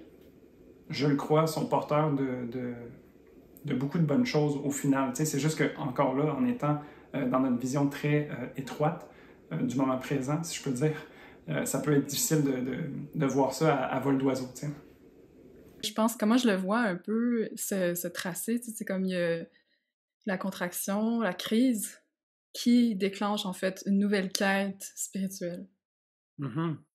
Ouais. Qui déclenche comme le besoin de partir en quête, puis de trouver des solutions au-delà de ce qu'on a déjà autour de soi. Ouais. Autant au sens personnel que collectif, là. Puis définitivement, dans l'énergie du Verseau puis du Poisson, c'est pas nécessairement quelque chose sur lequel on peut se baser. T'sais, on doit innover on doit tendre vers l'inconnu, d'une certaine façon. Fait que je pense que, bien que ce soit peut-être pas les mots que j'utiliserais pour parler du Verseau, il y a cette notion de foi, tu sais, comme, ou de vision. Peut-être que là, c'est au niveau de la vision que ça vient se rejoindre, en fait, le Verseau et le Poisson, tu sais. Oui, ils se ressemblent, tu sais, c'est vraiment ces deux signes très spirituels, différents dans leur manière de le vivre, tu sais, je pense que le Verseau, il est beaucoup plus actif, puis dans cette dimension-là euh, euh, d'inventivité, puis utiliser, en tout cas, ses connaissances métaphysiques à un truc d'une manière assez pratique et concrète, et utilitaire, alors que... Et de compréhension aussi, juste de comprendre, de faire sens. Le Poisson, lui, est plus intéressé par l'expérience du sacré que de le comprendre rationnellement. Ouais. Mais les deux, par contre, ont un intérêt profond pour l'humanité, je pense. Ça, c'est deux signes définitivement très collectifs, très préoccupés aussi par le bien-être de la communauté, le bien-être humain, puis comprendre juste le tout. Exact, je trouve que c'est de faire la complémentarité, en fait. Tu sais, comme si on n'avait que le penchant spirituel, il nous manquerait quelque chose peut-être, puis si on n'avait que le penchant mental, il nous manquerait quelque chose également. Tu sais. Donc, c'est de voir, en fait, comment est-ce qu'on peut aller au-delà de la matière, au-delà de la réflexion, tu sais, puis en fait, tout en plongeant à l'intérieur de ces choses-là, tu sais. Donc, je fais souvent ce mouvement-là, je sais pas, on dirait que ça m'évoque un peu le genre d'énergie qui se trouve au sein de cette conjonction. Puis en même temps que tu parlais, j'avais comme cette vision-là de, tu sais, le Verseau qui va tellement haut, très, très, très, très haut, très, très, très loin, puis que le poisson va très, très, très profond, loin, mais à l'opposé, en tout cas, du Verseau. Là où le Verseau va être dans les airs, le Poisson va être dans l'eau, dans les profondeurs de l'eau, tu sais. Puis même dans l'image du Verseau, tu sais, c'est le water bearer, tu sais, c'est celui qui va verser l'eau. Donc, on peut s'imaginer même que Saturne ici, qui vient faire office de structure, de coupole, tu sais, genre de réceptacle, en fait, pour cette spiritualité, cette magie, tu sais. Donc, je pense qu'il y a définitivement ces deux signes qui sont conjoints. Donc, définitivement, ils ont l'attrait de un et l'autre, tu sais, puis ils ont certaines notions qui se partagent. Puis je pense qu'ici, c'est vraiment de voir que le travail qu'on est en train de faire peut être porteur d'une belle magie pour la suite, d'un beau rêve, en fait, qu'on peut se permettre de vivre, mais qui va prendre du temps, en fait, à se matérialiser, tu sais. Donc un petit peu ça. Sinon, on avait aussi noté que les nœuds lunaires, donc qu'on a parlé un petit peu généralement, mais tu sais, comme ils sont en Taureau et en Scorpion en ce moment. Et puis, ils sont, en fait, c'est ça qui est intéressant, c'est qu'ils sont maîtrisés par Vénus. Non, excuse-moi, ils ne sont pas maîtrisés par Vénus. Le nœud nord est maîtrisé par Vénus. Et puis, Vénus va venir, ultimement, plus tard. Là, on a la carte vraiment du moment précis, mais plus tard dans le mois, Vénus va venir rencontrer Jupiter et Neptune successivement, tu sais. Donc, il y a un peu cette volonté d'avancer, cette volonté de croire en plus grand, de sentir aussi qu'il y a cette libération qui, tu sais, d'être aligné en fait sur nos valeurs va nous amener à ressentir cette libération-là. Parce qu'à travers tout le travail qu'on s'est permis de faire depuis, on va dire, 2 ans, de voir comment est-ce que c'est porteur, comment est-ce que ça nous ouvre sur quelque chose de nouveau, tu sais. Puis Vénus, elle n'a pas eu facile depuis la fin de l'année dernière jusqu'à aujourd'hui. Elle a eu sa rétrogradation, elle était dans des signes maîtrisés par Saturne, elle a eu sa station sur Pluton, elle a été enfermée entre Mars et Saturne. Donc, tu sais, c'est une Vénus qui en a vu. Elle a visité les enfers, la prison, tout. Vraiment, elle est un petit peu amochée, peut-être, on pourrait dire. Ça dépend.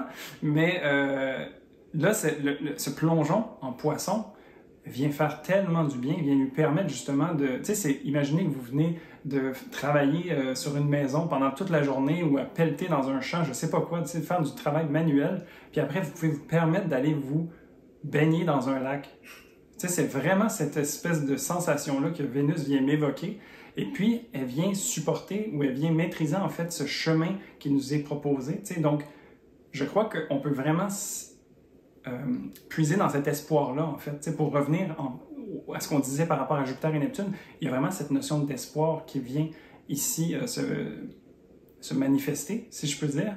Mais toujours, parce que c'est mon côté tempérant, mais toujours aussi de faire attention de ne pas aller dans l'excès avec ça. Parce que on parle de Jupiter, Neptune et Vénus. Donc, Jupiter et Neptune étant des planètes bénéfiques qui ont tendance à amplifier ou à embellir les choses. Neptune qui peut aller dans la rêverie, dans l'illusion.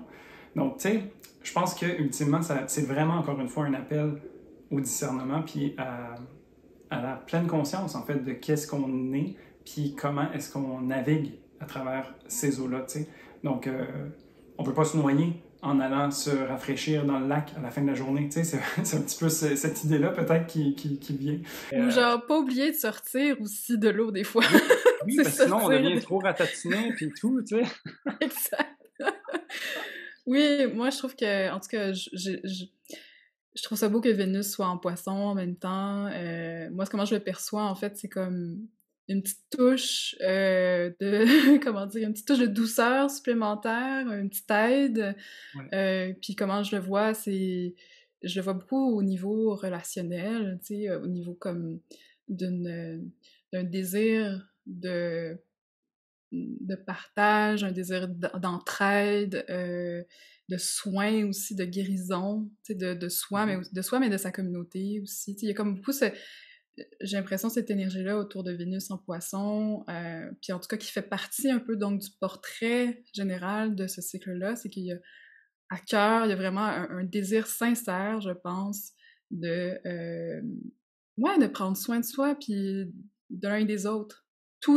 Évidemment, tout en respectant, évidemment, ses propres limites, ne pas être dans le sacrifice non plus. Hein, ça, c'est le penchant, évidemment, négatif de Vénus en Poisson, de s'oublier soi vis-à-vis du collectif, évidemment.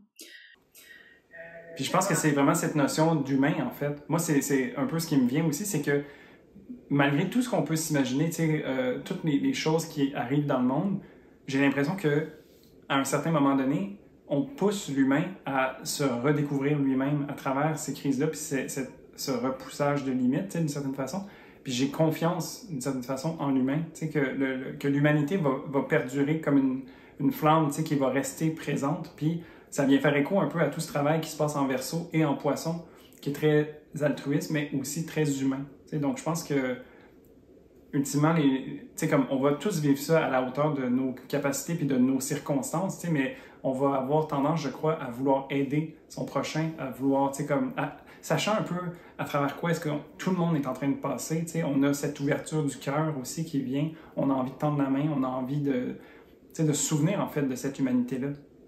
Parce que, justement, Vénus a tellement été un peu mise à rude épreuve depuis 3 mois plus, 3-4 mois. Ce contact, Vénus, c'est les relations, c'est la chaleur, c'est la rondeur, on a envie d'aller là-dedans. Puis tant mieux que Vénus se trouve dans son signe d'exaltation, parce qu'elle va pouvoir en profiter, puis c'est juste profitez-en de manière juste, en fait, comme en respectant ses propres valeurs, ses propres limites. Parce que Vénus ne veut pas, elle a appris à travers tout son cheminement du Capricorne et du Verseau, et puis elle en sort plus mature d'une certaine façon aussi. Donc il faut garder ça en tête, je crois. Alors, si on regarde un peu, ça fait le tour de l'horoscope, en fait, puis on trouvait ça intéressant de voir, en fait, justement, on en parle depuis tantôt, mais des penchants un peu plus positifs, un penchant plus négatif, puis peut-être voir aussi, comme, qu'est-ce qu'on en fait, en fait, de cette conjonction-là, Donc, peut-être tu pourrais commencer, Gabrielle, avec quelle opportunité tu vois, en fait, à travers cette conjonction? Bien, je vois que c'est vraiment un bon moment, autour, là, en ce moment, dès maintenant et pendant la conjonction, de vraiment prendre un temps, de se réserver du temps, en fait, pour l'écoute, pour la méditation, pour le rêve, toutes des activités, justement, on pourrait dire de repos, mais aussi de contemplation, parce que c'est dans ces espaces-là de vide ou de tranquillité, en fait, que peuvent émerger justement l'inspiration, que peuvent aussi remonter, je pense que il y a un besoin certainement, ou en tout cas une invitation, je pense, à laisser remonter aussi un contact avec peut-être des émotions, en fait, que là, ça fait des années, ça fait 2 ans qu'on on met ça, Ouais. on cale ça dans un coin, puis on se dit, ah, ça, à un moment donné, je vais dealer avec ça. Ben là, c'est pas mal le temps, en fait. Ouais, un peu cette idée, à un moment donné, ça va finir, mais tu sais, est-ce que ça finit vraiment ou est-ce que c'est juste un changement perpétuel, tu sais? Donc, je pense qu'il faut se permettre de vivre ça ou de trouver des manières d'intégrer ça peut-être au quotidien aussi, tu sais, puis de manière plus, ben, c'est ça, ponctuelle, tu sais. Puis donc, tu sais, toute activité qui recherche la guérison, hein, que ce soit une guérison physique, émotionnelle, mentale, tu sais, je pense que c'est vraiment un bon moment pour commencer une démarche de Oui. guérison. Si c'est pas le cas déjà, tu sais, si c'est déjà ça, ben allez-y encore plus à fond, avec encore plus d'intention, tu sais, c'est vraiment propice à ça. De nos côtés aussi, je pense que c'est un bon moment pour la créativité, pour accueillir des visions, que ce soit au travers des rêves ou juste peu importe le moyen qui vous supporte pour vous. Tu sais, d'accueillir c'est ça, ces inspirations, ces visions qui peuvent juste être inspirantes dans le moment, mais qui ont quand même aussi le potentiel de vous guider sur le très long terme. Tu sais, Oui. comme un peu comme des visions ouais, comme des visions phares. C'est comme des phares, des Mhm. étoiles qui vous guident pour le long terme, pour la suite, en fait, le prochain cycle de 13 ans. Oui. Et aussi, donc, d'être à l'écoute, donc, de ces appels-là à long terme, tu sais, comme on parlait un petit peu plus tôt, personnellement, en tout cas, moi, comment je le sens par rapport à mon appel, mettons, avec l'art, ben, d'être à l'écoute intérieurement, puis de voir, OK, quel appel que j'entends en ce moment? Quel désir, en fait, qui émerge? Mhm. Même si c'est pas clair tout à fait, il y a certainement un élément, tu sais, un mot-clé, une couleur, c'est pas obligé d'être super défini, là.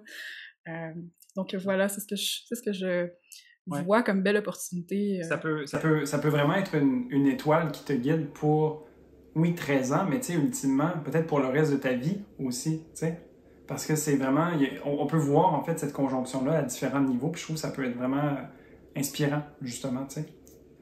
Pour moi, ce que je ressors vraiment, puis je pense que je l'ai évoqué à travers un peu tout ce que je disais, tu sais, mais c'est vraiment un moment où est-ce qu'on peut se permettre une intégration et une intégrité par rapport à soi-même, tu sais.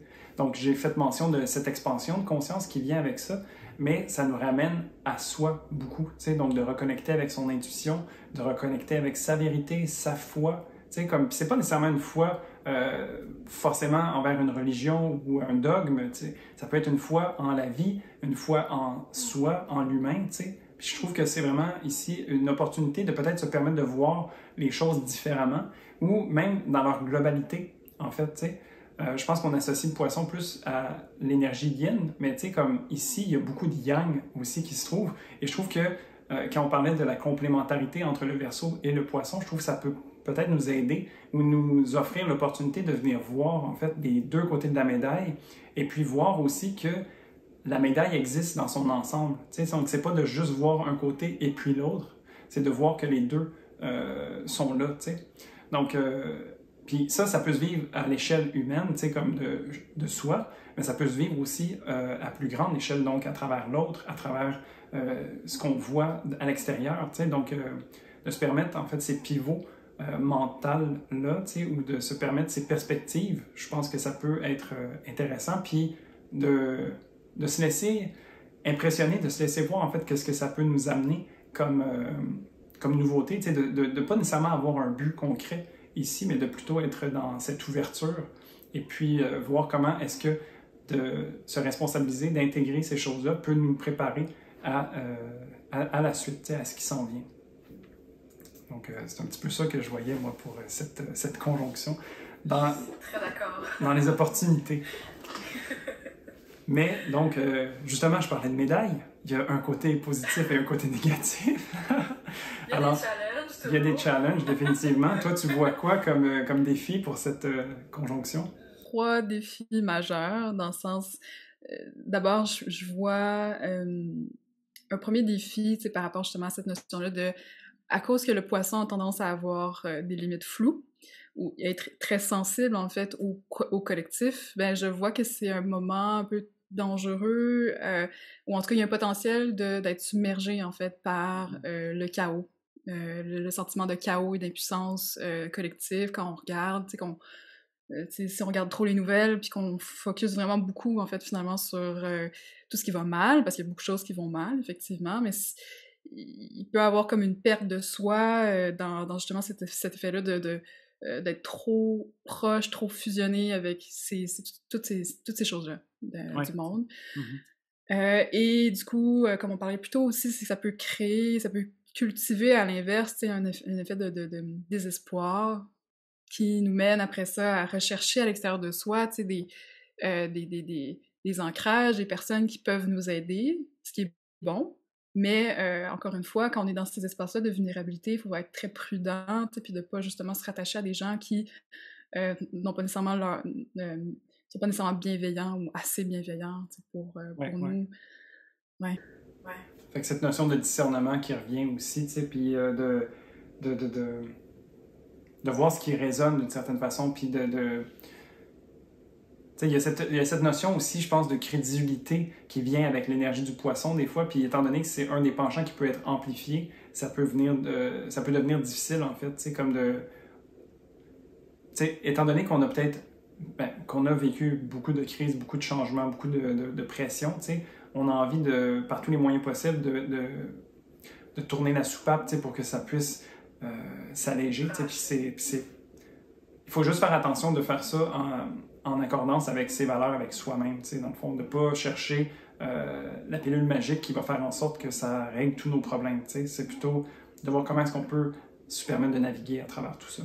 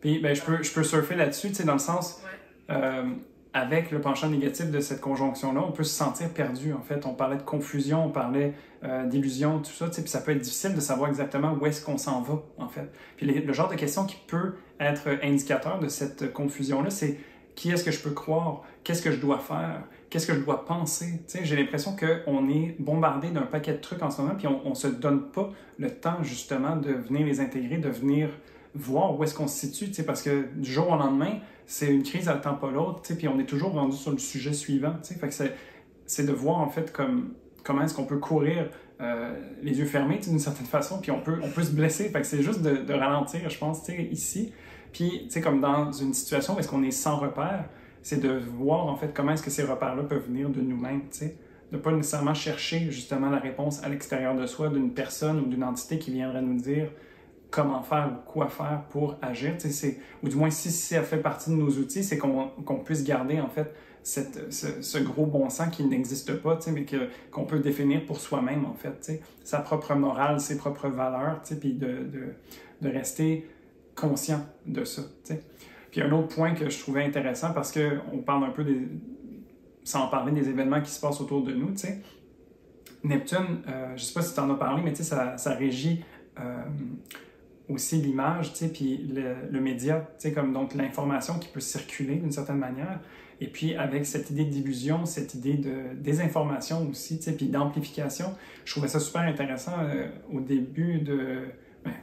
je trouvais ça intéressant de constater qu'au début de la guerre en Ukraine, il y avait des appels à faire attention en fait aux images ou aux nouvelles qu'on consommait, que ce soit sur différents médiums, parce que certaines personnes utilisaient des images qui n'étaient pas d'actualité pour installer une narrative qui n'était pas nécessairement présente. T'sais.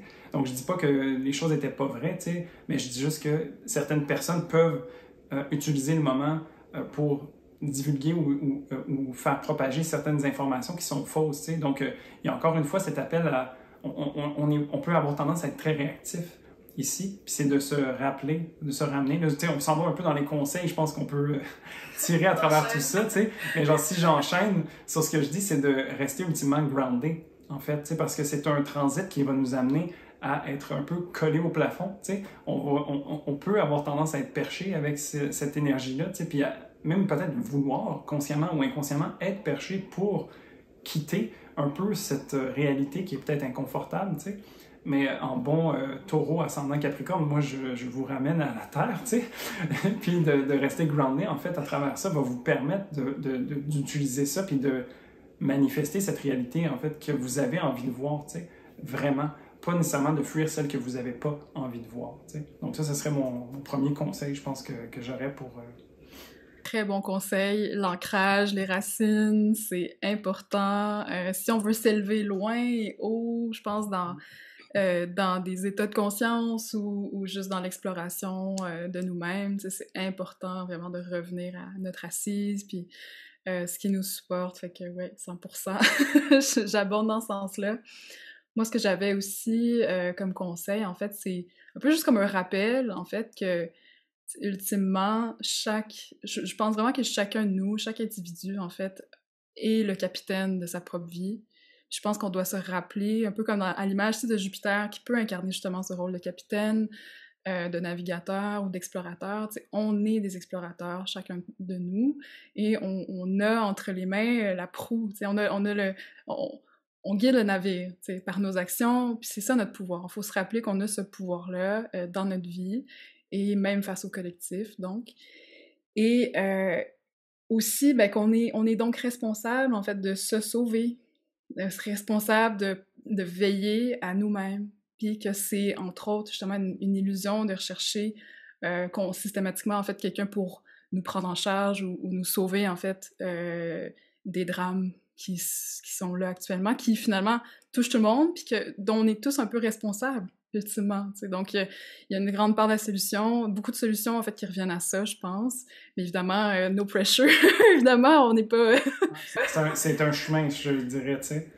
Puis, tu sais, ce que ça m'évoque, ce que tu dis, c'est aussi de voir, tu sais, comme... Souvent, c'est comme ça que moi je travaille, c'est de voir, en fait, quand il y a une émotion, quand il y a quelque chose de vif qui vient me chercher, tu sais, c'est de voir, en fait, ben, à reconnaître cette émotion-là, à l'accueillir, tu sais, puis à l'écouter. Souvent, c'est ça qu'on imagine ou qu'on essaie de faire, mais parfois c'est difficile, puis c'est là qu'on peut peut-être aller vers, justement, chercher à l'extérieur ou chercher à fuir ces choses-là, tu sais. Mais à la hauteur, tu sais, de ce qu'on est capable, et puis au fur et à mesure, tu sais, je pense que ça peut être bénéfique sur le long terme de reconnaître ces émotions, puis de les laisser prendre leur juste place, parce que j'ai pour mon dire que les émotions ont un message pour nous, même si peut-être qu'il est intangible ou incompréhensible, peut-être qu'il y a juste besoin de circuler, en fait. L'émotion, c'est de l'énergie en mouvement, puis si on la retient, ben ça stagne. Donc, tu sais, je pense que de se permettre ça, puis c'est peut-être une des opportunités que cette conjonction vient nous amener, tu sais, de connecter, en fait, avec ces émotions-là, puis de leur laisser la place, tu sais. Oui, honorer, en fait. Honorer la complexité, les complexités émotionnelles, mais aussi de la réalité. T'sais. Je pense que c'est un talent un peu caché du poisson, là, je pense, mais d'être capable, j'entends dans son penchant évidemment positif, là, d'être capable de coexister avec la complexité puis les profondeurs, donc autant au niveau émotionnel, mais aussi interpersonnel et ben, spirituel. Je pense que c'est une dimension indéniable de la spiritualité, d'apprendre à vivre avec ces différents états, la fluctuation, le changement, l'incertitude. D'ailleurs, je pense que c'est important à cultiver, justement, de devenir de plus en plus confortable avec l'inconnu, puis d'essayer d'apprendre à réguler aussi, sans refouler, réguler. Donc, c'est nos propres fluctuations, puis un peu comme justement pour reprendre mon exemple de capitaine, ben, OK, on n'a pas de contrôle sur la mer, oui. Hein, sur les marées émotionnelles, collectives, personnelles, machin, mais on a un rôle, on a cette capacité de quand même garder le cap. Puis ce cap-là, donc moi, je pense que c'est aussi, ça fait c'est une autre partie, dans le fond, de mon conseil, tu sais, c'est de, encore une fois, de méditer, en fait. Je vous invite, en fait, fortement, en ce moment, pendant la conjonction, à méditer sur votre rêve ou vos rêves de vie. Comme je disais plutôt que le rêve, en fait, neptunien, le rêve peut devenir un peu comme cette étoile, en fait, qui vous guide tout au long de votre vie et qui, justement, vous permet de cultiver l'espoir, que même si en ce moment, vous avez aucune idée comment vous rendre, là, vous rendre à ce point-là, cette vision, ce rêve, mais au moins, il est là, puis vous le voyez, puis vous dirigez vers ça, même dans l'inconnu, même dans vos essais, vos erreurs, tu sais, il reste, il demeure, tu sais. Ouais. Donc, ouais, moi, c'est l'exercice que je vous conseillerais vraiment. Ouais. Oui, définitivement. Je pense que ça serait hyper pertinent. C'est souvent un des conseils que je donne pour travailler avec Neptune, c'est de méditer, de s'arrêter, puis de juste être. Il n'y a pas vraiment de marche à suivre, c'est vraiment juste de se permettre d'être là. Puis je pense que ça fait quand même une belle boucle ou une belle synthèse, en fait, sur un peu tout ça. Tu sais, une des choses qu'on peut s'imaginer, tu sais, c'est avec l'astrologie, c'est des cycles, comme on a pu voir, tu sais. Puis on peut s'imaginer qu'il y a un certain destin, tu sais, qu'il y a comme certaines choses qui sont peut-être vouées à arriver, tu sais, ou certains chemins qu'on doit prendre, tu sais. Mais comme Gabriel le mentionnait, tu sais, on est vraiment le maître de son navire, tu sais, puis c'est nous qui décidons comment est-ce qu'on a envie de mettre nos voiles, à quelle grandeur on a envie de les ouvrir aussi, tu sais. Donc il n'y a vraiment pas de bonne réponse nécessairement. Puis, à travers l'astrologie, ce que je trouve qui est vraiment intéressant, puis c'est ce que j'ai envie d'offrir un petit peu aussi à travers ces échanges un petit peu plus en profondeur, tu sais, sur certains aspects, c'est de voir comment est-ce que ça vient se manifester dans son ensemble et comment est-ce qu'on peut justement se permettre de naviguer à travers tout ça. Tu sais, parce que oui, il y a une part déterminée, parce qu'on est capable de dire qu'il y a certains cycles qui commencent et qui terminent à certains moments, mais nous, dans notre réalité humaine, on le vit au jour le jour, dans le moment présent, et puis on peut se donner les outils et les opportunités, les possibilités de s'ajuster. Fait que vraiment, je pense que c'est aussi un des messages de Jupiter-Neptune en Poisson qui nous amène à, encore une fois, à cette foi, à avoir confiance, puis d'être son propre phare d'une certaine façon. Tu sais, on parlait d'aller chercher, de voir une étoile, de la visualiser, mais cette étoile, qu'est-ce que ça serait aussi de se l'imaginer à l'intérieur de soi et puis de voir où est-ce que ça peut nous mener quand on se permet de faire briller cette étoile-là, par exemple. Donc, je pense que c'est là-dessus qu'on va terminer un peu notre échange sur Jupiter et Neptune. Personnellement, je commence à être un petit peu fatigué. C'était une grosse discussion. T'es allé à fond, là. Ah, je ne sais plus qu'est-ce qu'il reste à dire, hein? Non? Je pense qu'on a fait le tour, du moins le tour neptunien. Il n'y a pas vraiment de limite, mais C'est vrai. on pourrait continuer. On pourrait continuer, mais je pense qu'on va en rester là. Ça fait un bon portrait. Je suis vraiment content d'avoir pu échanger avec toi, Gabriel. Merci beaucoup de t'être lancé avec moi dans cette folle aventure de vouloir faire un échange de pratiquement 2 heures sur le sujet. Donc, vraiment, c'était un plaisir de pouvoir échanger avec toi. Merci beaucoup. C'était pour moi, vraiment. Quelle belle expérience. Ça me ferait plaisir, en tout cas, de revenir si ça donne. Puis j'espère, en tout cas, que nos conversations, nos discussions ont pu éclairer d'autres personnes. En tout cas, moi-même, j'ai beaucoup... je me suis beaucoup éclairée de notre échange, donc... Tout à fait, hein. Tout à fait, hein. Ça donne une belle perspective, en fait, de se permettre de plonger là-dedans, puis d'aller vraiment en profondeur, de prendre le temps. Je trouve ça vraiment cool. Donc, peut-être tu peux dire, où est-ce qu'on peut te retrouver, en fait? Moi, c'est sur YouTube ou sur Instagram, mais toi, où est-ce que tu existes sur les internets? En fait, je suis sur Instagram et j'ai aussi un site web. Donc, pour mon site, c'est gabrielfalsgraf.com et même chose... Je vais le mettre en description en bas parce que je pense que ton nom de famille est plus compliqué que le mien. Oui, j'ai un nom compliqué, mais je le dis quand même. Hein? Donc, c'est ça, même chose pour Instagram, Gabriel Falsgraf, tout collé sur Instagram. Donc, si vous voulez voir un peu qu'est-ce que je fais, avoir de mes nouvelles, suivre mes projets, ben, je vous invite à vous abonner à mon compte Instagram. Et si vous voulez en savoir plus aussi sur moi et sur mon approche, ben, je vous invite à visiter mon site. Puis Voilà. J'ai déjà fait affaire au service de Gabrielle. Ils sont excellents aussi. Elle a une façon de parler justement des cycles à un niveau personnel que j'ai trouvé vraiment intéressant et qui est très éclairant, en fait. Donc, je vous invite à aller voir ça sur son site. Et puis, donc, voilà, ça fait le tour. Je voulais noter aussi, on est habillés très Neptune, Jupiter en poisson, les deux habillés en mauve, en violet. Je trouve ça vraiment particulier. Je trouve ça super cool. Ouais, on s'est pas parlé avant. Non! On était dans l'ambiance à tous les niveaux, donc à tous les niveaux de correspondance. Ouais. Donc, merci beaucoup, Gabrielle. Merci d'avoir écouté jusque-là. Merci d'avoir voulu en apprendre davantage sur Jupiter-Neptune. Peut-être en commentaire, vous pouvez nous laisser savoir, en fait, comment est-ce que vous anticipez ce transit dans votre vie, tu sais, comment est-ce que ça vient se manifester chez vous, ou comment est-ce que ça se manifeste déjà chez vous, parce que sans doute que c'est déjà perceptible d'une certaine manière. Si vous voulez savoir où est-ce que ça va se situer exactement dans votre carte, je vous invite à aller voir les vidéos que j'ai faites par ascendant pour le mois d'avril. Je parle de cette conjonction-là à cet endroit-là aussi, mais de manière beaucoup plus succincte. Et puis, comme ça va vous permettre de savoir un peu dans quelle sphère de la vie ça vient se présenter pour vous. Et puis, c'est ça. Sinon, je vais continuer d'avoir mes vidéos qui sortent à chaque semaine sur tous les transits qui se passent au-dessus de nos têtes. Et puis, Gabrielle, un mot de la fin peut-être? Un grand merci. Yes. C'était un plaisir. Yes, partagé. Donc, merci, puis à la prochaine pour une prochaine vidéo. Salut! Bye!